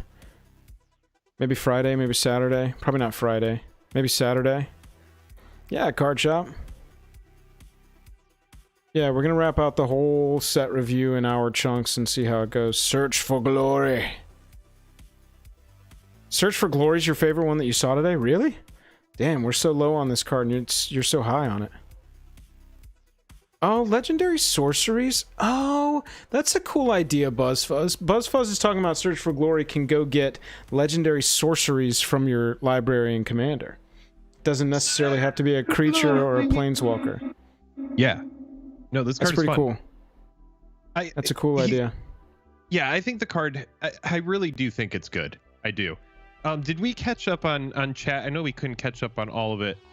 I do want to say thank you. I know that during that we got some super chats. Yeah, let me go through those real fast. I can do that. I wanted you to be here for that, Jake. Yeah, Jellison 118, French Simon Dam, thank you for your subscriptions. MTG Pack Cracking, Sir Terry, thank you for that $5. Said monthly dues. That's funny. Gwendolyn super chatted 16, said, let it be known that I really enjoy this channel. I promise that February will be the month of what I typically donate. Here's to you awesome guys. Gwendolyn, you're out of your mind. You're crazy. You're crazy. We really do appreciate the support from everybody. Like it so really much. Does mean a lot. Absolutely. Jake and I are well aimed at trying to make this our full-time job. It is nowhere near our full-time job for either of us yet, but that would be our dream. That would be the goal. Walter says you get $5 super chat. You guys deserve this and more. Thanks for the dedication and hard work on your channel. 11K, here we come. Okay, distraction over. Eventually, right? LOL. We'll eventually get to 11K.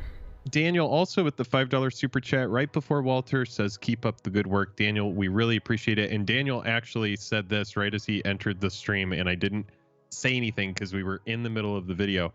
But Daniel was over at another stream before the video and won an extended Jeweled Lotus. So I just wanted to say congratulations to Daniel. I did read that. And yeah, me too, dude. I tried to wink at you when you typed that because, yeah, Jake and I were in the middle of the video, so we didn't want to talk about Jeweled Lotus. But, dude, that is so sick. That is so sick. Card Shop Reality. Editing vids is absolutely work. Editing vids takes the majority of our time.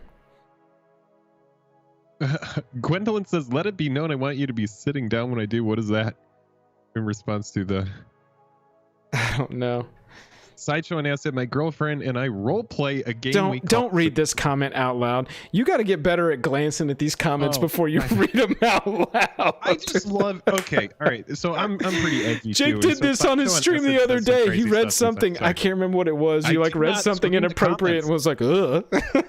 Oh, when Gwendolyn gives your donation, oh my gosh, you got to be kidding me. I don't even know what to think about this. Sideshow, you almost got him. Jake does not scan the comment before he reads it out loud. He just dives in head first. I was just like, oh my gosh, we were watching a Disney movie, and then all of a sudden I was on the dark web. All right. All right, Jake, you've been requested to read it out loud. It's not that bad. You can read it out loud. You go ahead. Now I think we need some voice mods, though. All right. My girlfriend and I will play a game. We call Search for Glory. She had something in her body cavity and I searched for it. We don't use chocolates anymore. It was hard to explain to the ER nurse. Everybody, if you're just joining us, we have wrapped up our part 1 review for the night. We'll be cutting this stream down and getting all the ridiculousness on either side of this out of the way so that you can watch it. Later, baby. You can watch it video on demand later. At this point, we're just hanging out. So we appreciate everybody hanging out. But if you are here expecting more review, all we're doing is chatting with y'all now. But we're happy to chat Kaldheim cards. We can even chat about some that we'll cover in our review later on down the road. You know what card we talked about a lot that we can talk about with chat right now? What's that? Is the Maskwood Nexus. And real quick, Daniel T was the last sub chat, super chat, $5. Thank you, man. Shane joined the token creatures tonight, so thank you for that, Mr. Yeah, thank you to Shane. Shane, will you tell me how to pronounce your last name? Because I want to get it right when I say it on streams, if you wouldn't mind. I don't know if it's Busey or Bus or Busey. I'm not sure. If you would type that phonetically for me, I would appreciate it. Like Busey. Like yeah, Busey would be dope. And then Gosu, Killer, Luke, Sharmasan, and Derek Gunnels, thank you for your subscriptions all during that stream. Busky. Ansel van Hielden, first of his name. Yeah, we said we're not that high on Search for Glory. Honestly, these 3-cost tutors just don't get me out of bed anymore, man.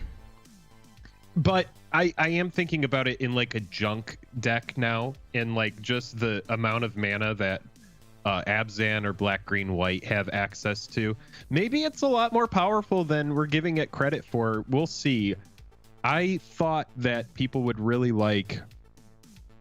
I mean, let's compare it. What can you type in Call the Gatewatch so that we could just see the dramatic difference between these two cards? Yeah, absolutely. Give me a second. I think it's called Call the Gatewatch. Oh, yeah. Yeah, I mean, it's clearly strictly worse. Call the Gatewatch is so much worse. Right. Honestly, yeah, this card gets replaced by Search for Glory because it finds a legendary, and all planeswalkers, if I'm not mistaken, are legendary, right? Yeah. So yeah, it's crazy. Search for Glory replaced that card. Yes, straight up. Call the Gatewatch is just bad. And there's no way that you're going to run in any kind of constructed deck 8 copies of the same spell for planeswalkers. It just seems awful. Gwen, I'm super with you on World Tree. Yeah, Gwen, when we open your collector booster box on stream, I'm hoping that we pull a Phyrexian Script Vorinclex. I think you had told me that before you wanted one of those. Great. That would be so great. That'll definitely be the pull that we're going for when we open your box. By the way, if anybody wants to sponsor a Kaldheim collector's booster box, we will be opening them on stream. We've got 8 people in on it right now. It's 7 collector booster boxes and 1 set booster box that we're going to be opening on stream. The way the sponsorship works is if you're a patron, you can buy a box. It'll ship right to us. We'll open it on stream with all of the juice and packs and juju that we can possibly conjure.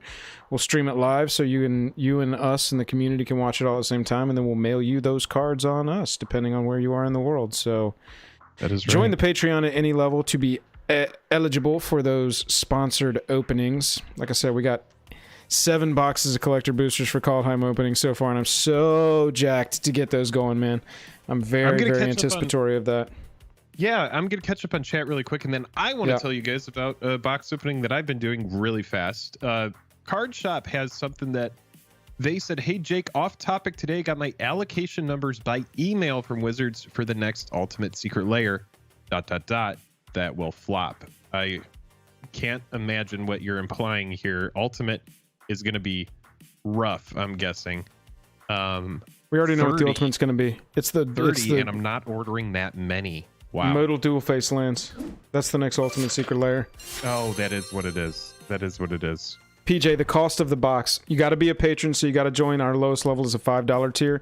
You get a lot of perks with the Patreon, though, so we definitely make that worth your time. Plus, you get access to the Discord.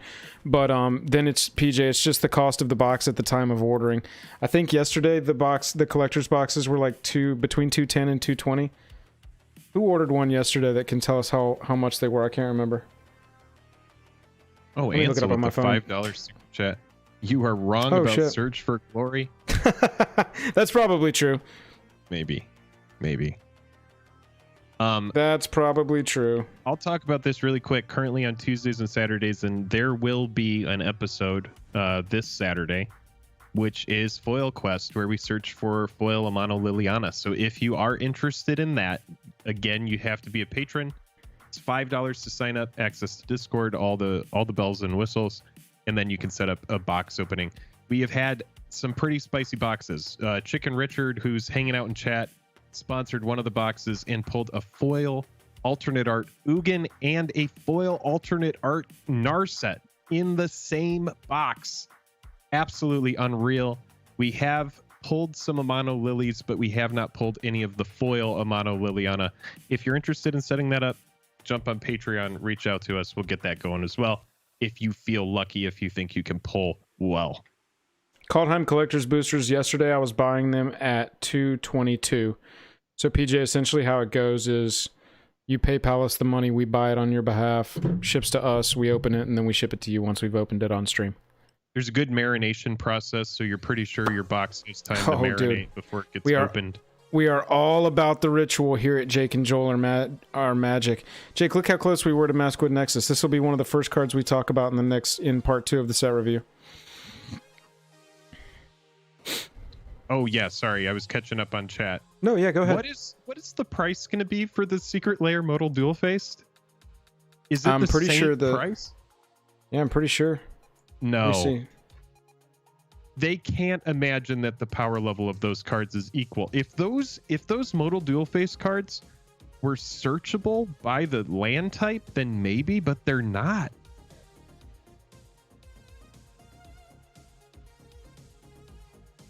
Oh, it is cheaper.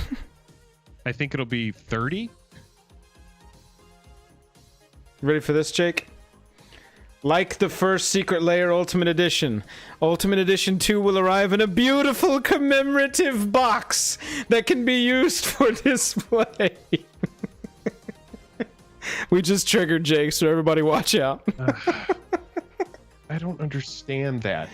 A beautiful commemorative box your grandmother can be buried in. It's cards that people want to open and use in decks. That was my biggest problem with the first one. It's like, you think all these people want to keep a bunch of freaking non-reserve list fetch lands in this giant box? Everybody is buying this to crack these open for their EDH decks.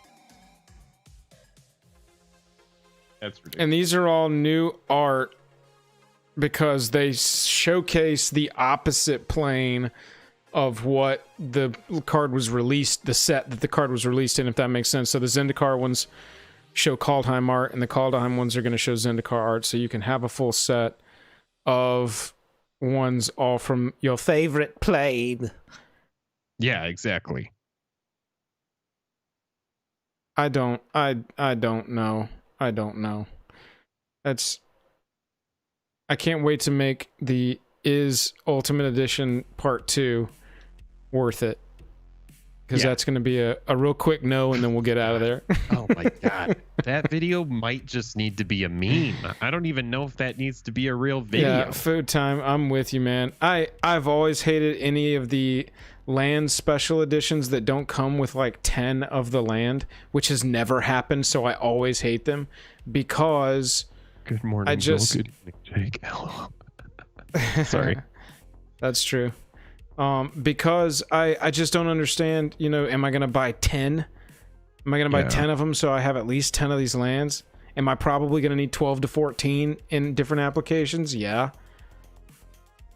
The ones the boxes had something useful in them, like cocaine.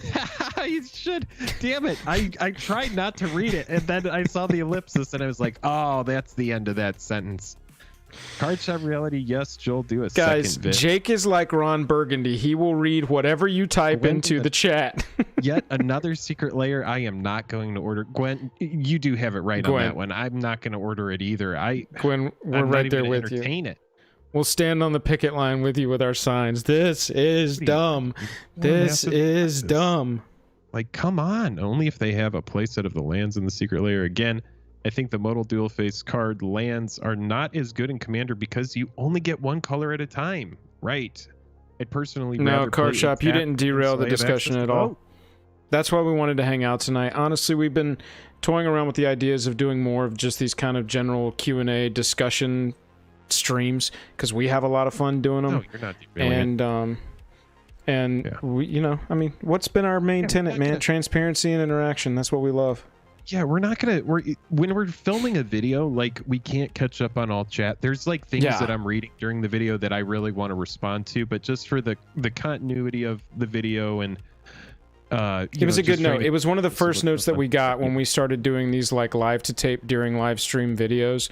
Was that, hey, don't get derailed off the main topic because I didn't come to this video for a finance chat. I came to this video to hear about the cards. So. And we love the chat finance as well. Jake, look at this. Oh my god, this card is not that good, but this art. Oh, baby. Oh, baby. Is this brand new? No, this is from Sunday. This is more of the showcases that we saw on actually Monday. Yeah, I like these Monday, beautiful colors. We saw a bunch of the showcases on Monday. And look at this. You got Thor jumping towards. I love the art on this too. Yeah, these showcases are gorgeous. Yeah. I want one of each of them. Yep. I mean, that's the way it's designed. Is like this collectability thing, like we're doing on Foil Quest with the alternate art planeswalkers. You know, it's like you want to put together the full set, and I think that they know that there's a lot of completionists in this game. There's people that want to put together full sets just so that they have the whole thing. And you know, Wizards of the Coast is kind of diversifying. You know, there's no way, like, you would have to, honestly, I feel like, dedicate your life to acquiring one of each Magic the Gathering card. And that's even if you had tons and tons of money. You would just have to, like, constantly be seeking out all of the oddities, all of the rarities, all of the variants. Like, it would just be an exhaustive process just trying to acquire every single Magic the Gathering card. So yeah, they're smart as a company. They're doing, you know, what I would do. You know, I see it, I get it. Yeah, pretty crazy. Dude, foil extended alternate Quakebringer is definitely the one you want, as long as it's not Pringling up.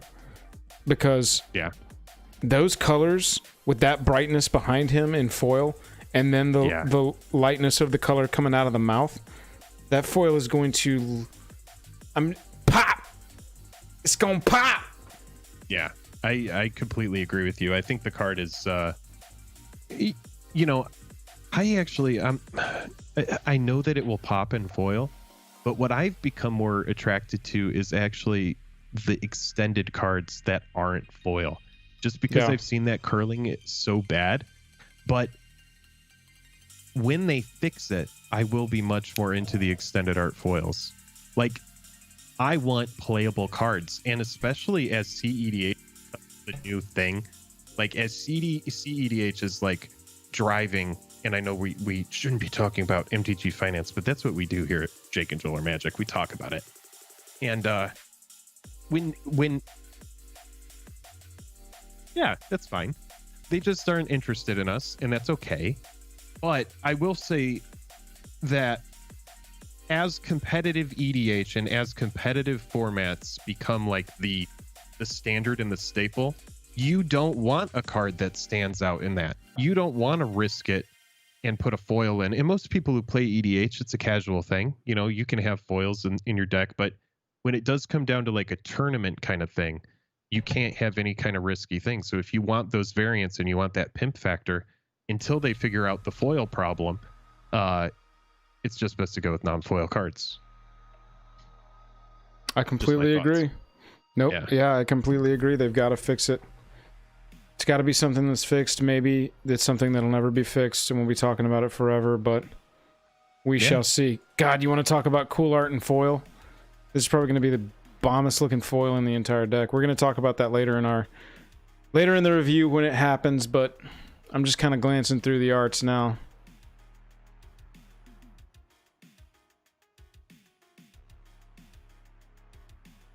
Yeah, there's some fun stuff.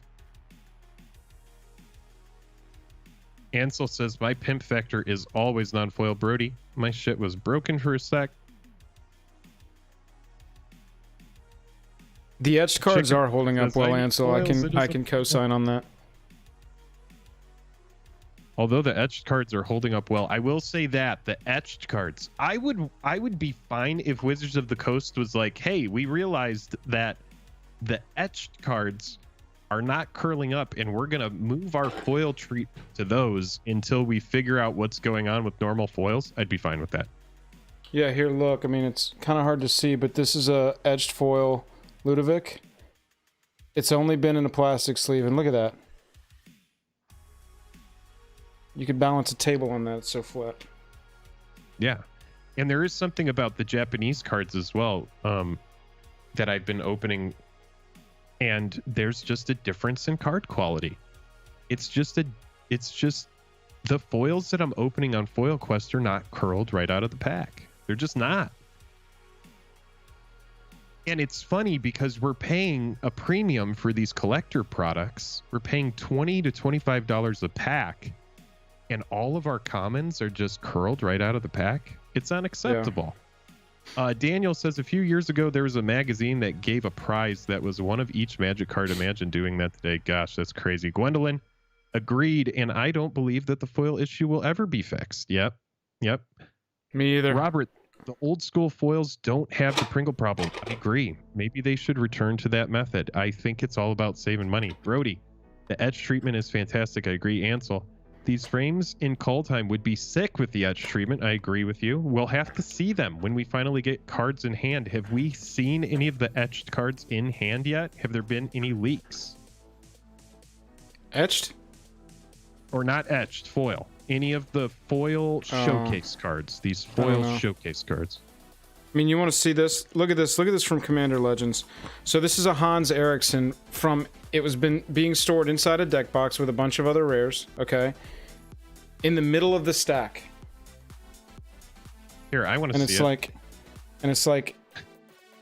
Oh, you gotta look at the stream, I guess. Sorry. Oh, I gotta look at the stream? Okay. Oh, I see. Yes. Right. That's from the middle of a stack in a deck box. And that's a foil? Yep. Etched or regular? Regular foil Hans. Yeah, dude. And it's funny because I remember when we first got into Magic in 2009 and we were hanging out and you just had stacks of cards in your bedroom. And it was just like on your table. I just remember like seeing naked foils that were like old order. And they just aren't curled at all. They're just out. And that was like in a poorly insulated house in like humid Georgia. That was like Jake, HOC, dude. Well, okay, so I lost a significant amount of my Magic collection in 8th grade when my house burned. And some of the house didn't burn all the way down, and so there were rooms where it was just a lot of smoke damage and heat damage. And where my cards were being kept, like Jake was talking about, you know, I was younger, and I mean, just with basic Magic collections, there's always cards everywhere, right? There's always stacks of cards that freaking everywhere. And the foils in that fire that survived that fire didn't bend. They didn't curl up. And they were in a literal house fire. You know, Joel, I think I have a Gravecrawler left behind from Odyssey because it has that fire line. I'm going to send it to you because it's one of the cards left over. Yeah, I've got a couple of them. So the smoke damage, in a house fire, smoke is like really sticky and stays on everything, but it creates perfect lines on anything. So if a card was sitting there like this and another card was sitting across it like this, there would be this perfect smoke line across of it. And so I've got a bunch of cards from like, you know, Invasion, Plane Shift, Apocalypse block when I started playing the game that have a bunch of like smoke damage to them but are basically fine past that. And yeah, I hold on to a few of them. I've actually got he had like 10 Cabal coffers in his collection from when he used to play. Like, just I'm pretty sure that when we were all building EDH decks, we all like threw Cabal coffers into your decks. I'm sure that there's people in our friend group that just have Cabal coffers stuck in their EDH deck from when they grabbed it out of your collection. I have looked everywhere for a Cabal coffers and I don't have one at all. They need to reprint that shit. They really do. Card is nuts.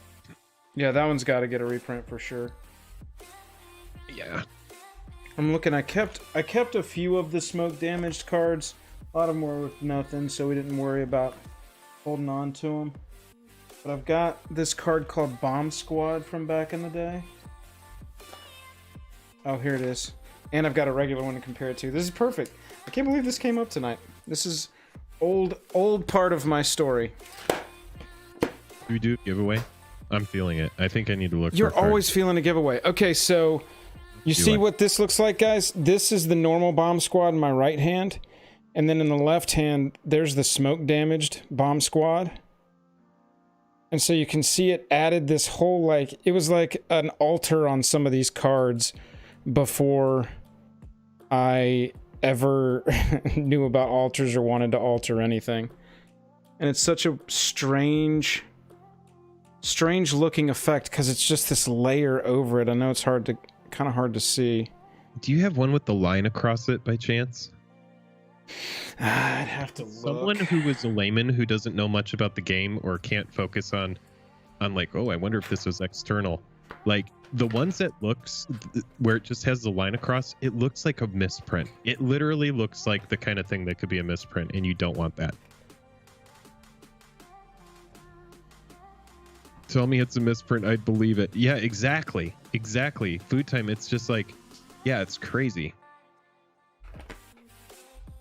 That was the big one that I kept as the example because I did want to have some cards that I kept from that. About Jake's jealous of binder searching, so he now wants to do a giveaway as an excuse to binder search. Admit it, Jake. That's true. You're right. That's how it works.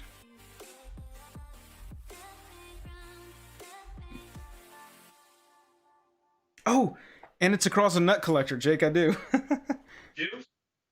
Yeah. It's very light, but it's a perfect example of it. Yeah, let's see. I've got a regular one here too. I've got so much Odyssey cards, man. All right, I'm gonna look through for a card to donate. Okay, so this is regular nut collector. Oh, that was my binder.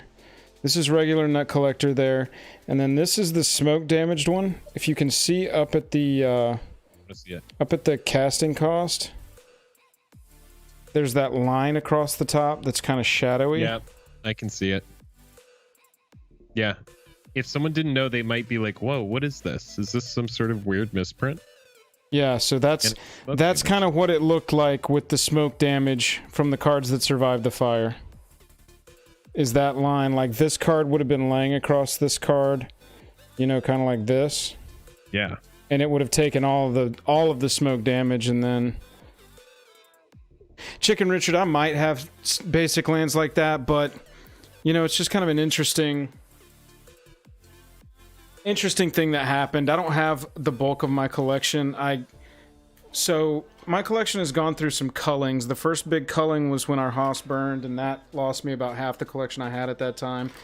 And then the second big culling was when I moved from college in South Georgia to where I spent the next 10 years in Los Angeles. And I didn't want to take like what at the time I considered a ton of bulk. And so I boiled everything that I had down to like some EDH decks in this folder. And that was the second big culling of my collection. I gave a huge box of my cards to my buddy Spencer. And I'm actually not sure what happened to him after that. But Jake, there's got to have been at least one really expensive card in that box, if not multiples. Because we were just collecting like crazy. Yeah, and it was back before EDH was really a thing and was driving markets. Hopper, it was back before like I honestly, it might be worth reaching out to him to just be like, yo, dude. Yeah, you got some money in there. You should you should definitely go through it. Hey, can someone explain to me what happened to Captive Audience and its foil price? Did it go up a lot? Again? Gotta be Gen, right? I bought 4 foil Captive Audience, like, just because I love that card.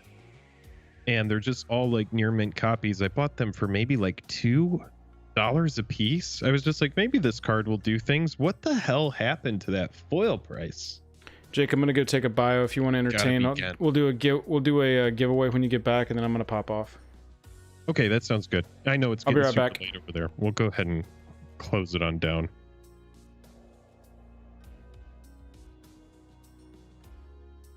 Do we do like a foil Captive Audience? Are people interested in that?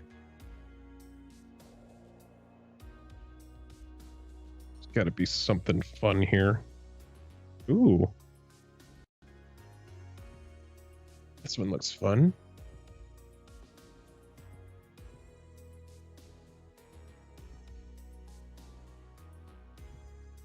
Oh my god, I should have bought more of these foil manifold keys.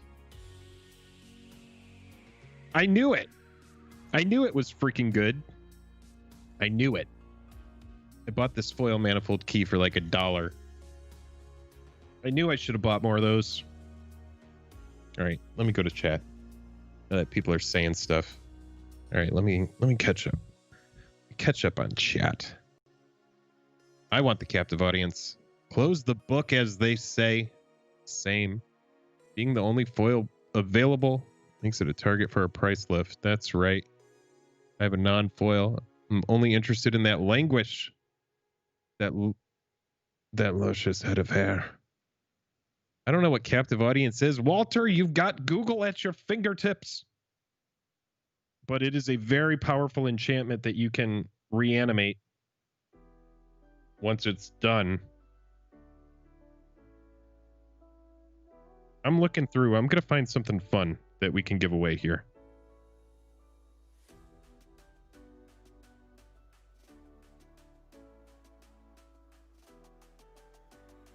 Let's do something a little bit more eternal. Let's do something a little bit spicy.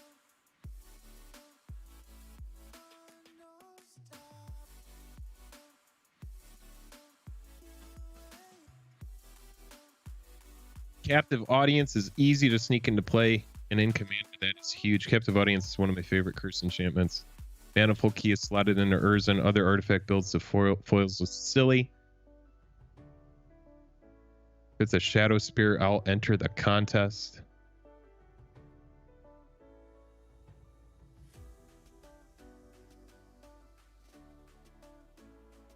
Joel, are you back?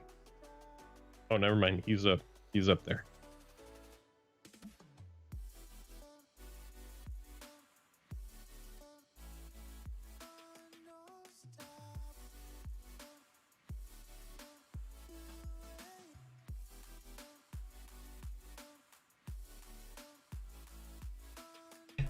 All right.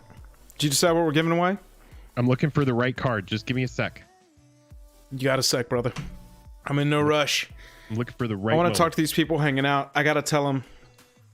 I got to tell all y'all how much y'all mean to us. I know that a lot of times it just seems like, you know, we make videos behind a screen and then we do some streams and, you know, we're just faces on a screen, but I want you to know that each and every one of you have a big impact on us, and I'm waxing a little too poetic for an MTG stream here, but don't get emotional. You're making yourself emotional. No, I'm not getting emotional. I'm just being honest. You're making me emotional. I'm projecting onto you my emotion. I'm just saying thank you. I'm just saying thank you. It's you know, YouTube itself is a beast, and you can ask our patrons in our Discord. I was, you know, kind of griping about it the other day, and I'd hit a, you know, mental state of just like, sometimes it gets really frustrating. Peril. But we really love to do it. And Jake and I, you know, will have that like frustrated discussion where we're just like, fuck, and he'll be like, I know, fuck, and I'm just like, fuck. Yeah, we say the F word a lot, and then mostly after we say the F word, there's progress. Yeah, yeah, and then we're like, okay, how do we do it? What are the tenets? You know, we always try and go back to like what our tent poles are. Transparency, community, and it's got to be fun for us, and that makes it fun for other people to watch. That's right. And then you know, reconfigure strategy and go. So y'all really help with my mental health. So I hope that in some way we help with y'all's as well.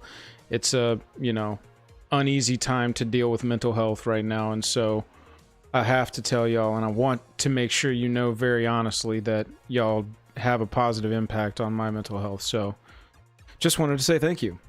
Hope it's the same for y'all. How about food time? That's exactly right. Make content you'd want to watch. That's always one of my like top 3 advices to people who ask how could they get started doing YouTube. Right after, do it. I don't care what you have, how you can, just do it. You've got a phone. Everybody's got a phone. Just do it. You'll learn. But if anyway, you actually really care about it, you'll put in the time along the way to learn. Kevin, I appreciate that. And how to. Oh, sorry, I'm not even in the frame. But you'll learn what you need to do it better. But the biggest thing that you can do in the beginning is to just do it. I promise I'm gonna find a card here. I'm just looking for the right thing. I want it to be something that's. You know what? I think this is Shane. You know what, y'all? Actually, I've got... Jake's got one of these, and I've got one of these. You got one of these holographic stickers you're willing to part with, Jake? Not as a giveaway right now. I got another idea for it. $5 super chat from Walter. Thank you so much. Shit. Still think it's incredible how you two make this channel come together considering the long distance. The time zone, I would say if somebody went, Jake and Joel, what's your biggest struggle? What's the worst thing that you have to deal with creating a YouTube channel? I'd be like, oh, we're on opposite sides of the country, so we're 3 hours apart. It doesn't sound like much, but it's a big old bitch to deal with sometimes. Yeah, sometimes it is. It's more for Joel than it is for me. Like, luckily I'm a night owl, so. All right, so here we go.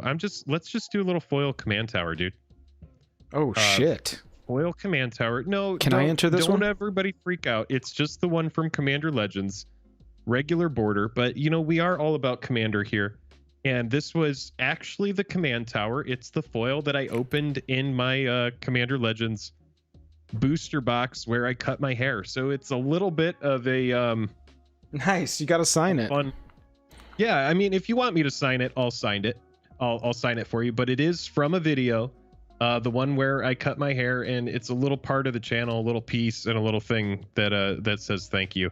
If you want me to sign it and you win it, I will sign it, but I will send it to you as is because I know that some people don't like, what do you want? Damaged what do you want me to enter as keyword? How about you pick it, whatever for the hair. How about that for the hair? FORTHEHAIR. But wait for Joel to type it. All right, I just typed in chat hashtag for the hair, FORTHEHAIR.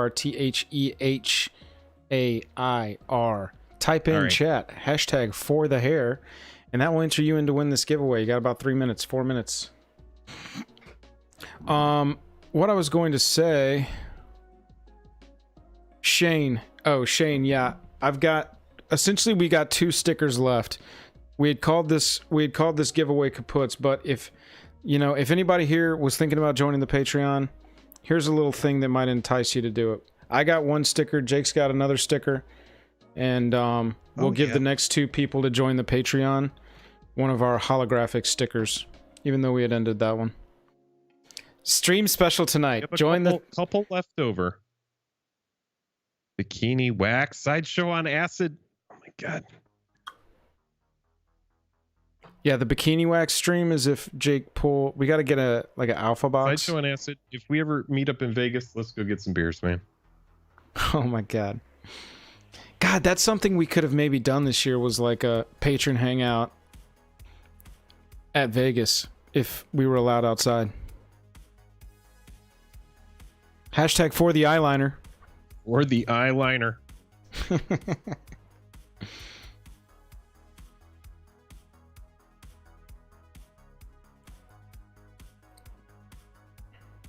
Yeah, it was like, I have all of these beautiful cards that just sit in these binders. It makes me happier to just give them out. I'm like, let's just give them away. We have a lot of people that have been very kind to us tonight. And want to repay that kindness.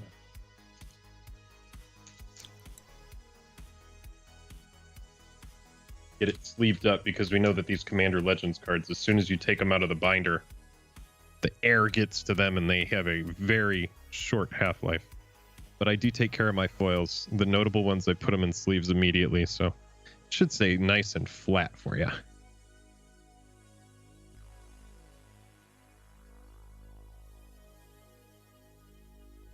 Jake, I think I like that thumbnail style better that you did tonight, Commander Koma, for those quick hit ones. I wish there was a way I'm just to spaghetti at the wall at this point. I'm like, what works? What can we do? I wish that there was a way I could relate those to 3-ways in a cute way. Like one-way street or something like that. Yeah. Yeah, I mean, Chad, I've been trying to cover the so not every commander, in my opinion, fulfills 3 different ways to build. That's why I say in the openings of those that most commanders, there's 3 ways to build most commander decks. And But there's still some interesting commanders, even though they're fairly narrow. And so I've been trying to build for those too. So I'm trying to come up with a good series idea. Get your ideas in. Jake, you about ready to run this giveaway? Yeah, I'll just catch up on chat here really quick. Can you glue your hair to it for the winter? That's great, Punisher. Every time I watch your videos, guys, it's a delight. Unfortunately, being in Greece doesn't allow me to catch most of your live streams, but much love anyways. Thank you so much, Punisher. I've always wanted to visit Greece. A lot. Cardchef says, I'm hoping to be in Vegas in summer 2021. I hope so too. I haven't been to Vegas in a while, and we really love that. That's our thing that we do. Joel and I are a couple of degenerates when we're hanging out in Vegas alone. We go out and do a little bit of drinking, a little bit of gambling. It's a great time. Food time, silica packets. Talking about the curled cards. Do you guys attend Gen Con in Origins? I love Vegas. We haven't. We have not. Make sure you type in hashtag for the hair. I'm about to run this giveaway. If you have not typed in hashtag for the hair, as I just typed up there in the chat, you will not be entered. We do appreciate everybody hanging out tonight. If you have enjoyed the stream and you are not subscribed, we do ask that you subscribe. It supports the channel only if you're enjoying it. If you aren't enjoying it, then don't subscribe. I'm not going to ask you to do it. Just leave a dislike and continue watching. That's fine too. Food time. The next GP Vegas, I feel like, is seriously going to be off the chain. I don't know. I think I've heard a lot of people float the idea that, as soon as all this shit's done and it's locked down, that we're going to re-enter like a roaring 20s period. And so we'll see. The party should be fun. I feel that way too. You're going to have a lot of people that have a new lust for life. People that may have taken the opportunity to go out for granted. And I think when we're allowed to, do it again and do it safely and all that stuff, I agree, man. I think it's going to be a nice time for people. Yeah. Orgies 2021. I didn't read that. Did I? No. Okay. Dude, good. Right before I moved to Massachusetts from Los Angeles, we all as a group, me and Jake and a bunch of our friends, my wife, his girlfriend, bunch of us went and saw Endgame in theaters. And I just remember so many moments from that. And that was it feels so foreign to me now, right? The being packed in there with a bunch of strangers, Caps catching Mjolnir and everybody screaming and jumping up and down. That shit just is so foreign to me now. One of the last movies that was in theaters was the Sonic film, the movie with Sonic. I went and saw when we thought maybe it was over. That was the last movie I saw in theaters. Last movie I saw in theaters was Tenet. We thought that it was getting back to normal, and our movie theater opened and showed Tenet. And so I was like, we're going to a fucking movie if we have the chance to go to a fucking movie. We'll mask up, gloves on, whatever, hazmat suit, don't care. But we went and saw Tenet, and it was just okay. Cardshop, I thought he was going to say an orgy story too. But I know him, and I know that didn't happen, but it was phrased that way because we had just been talking about that. Fuzzy Rabbit. It's very funny. Fuzzy Rabbit, congratulations. You just won a foil command tower. You got to let us know if you want Jake to sign it. Rabbit, do you want me to sign it? I'll sign it. If you want me to, I'll sign it in gold pen right here. Hashtag grats. Everybody claps in chat for Fuzzy Rabbit. Everybody make sure that you get your claps in right now. Claps give you karma for future giveaways.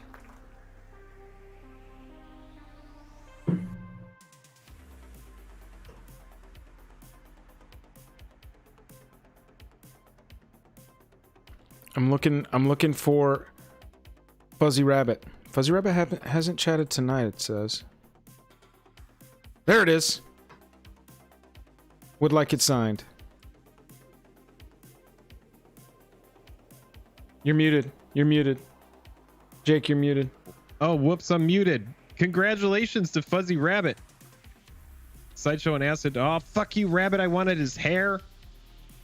Oh, sweet. I would like it signed. Thanks. What all right, you got it. are you on? Who, me? No. Sideshow, man. Fuck He's you, on Rabbit. I wanted his hair. What are you on? He's on acid. I guess All it's right. on acid, right? All right. Okay. All right. Well, congratulations, Fuzzy Rabbit. I will sign it. I have a gold pen here. I'll go ahead and get it signed up for you. Fuzzy Rabbit, ding us on DM us on Twitter, please. Please DM us on Twitter at JakeJoelMTG. Or if you're on Instagram, we're on Instagram too. Either way. DM us there. Say we're on Instagram the sequel. Say I'm Fuzzy Rabbit and I dealt with Sideshow on acid in chat all night, so I deserve a foil command tower. And we'll send it right out to you. All right, I'm gonna get this.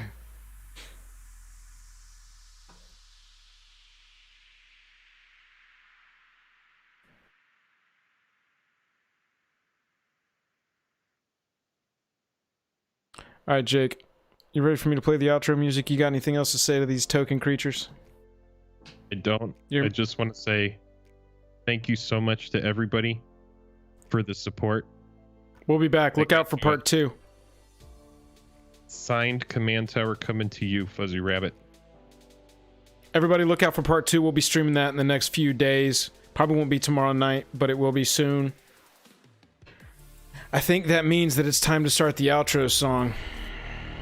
That's it. Yet another good stream. Everybody. Again, Walter, Ansel, coming in late with the super chats. I was not messing around when I said that I got much love for y'all, and y'all are definitely a positive impact on my life. We appreciate you. Catch y'all soon. This just makes me want to do finger things. Am I supposed to do finger things here? I think it's finger things, dude. We do finger things.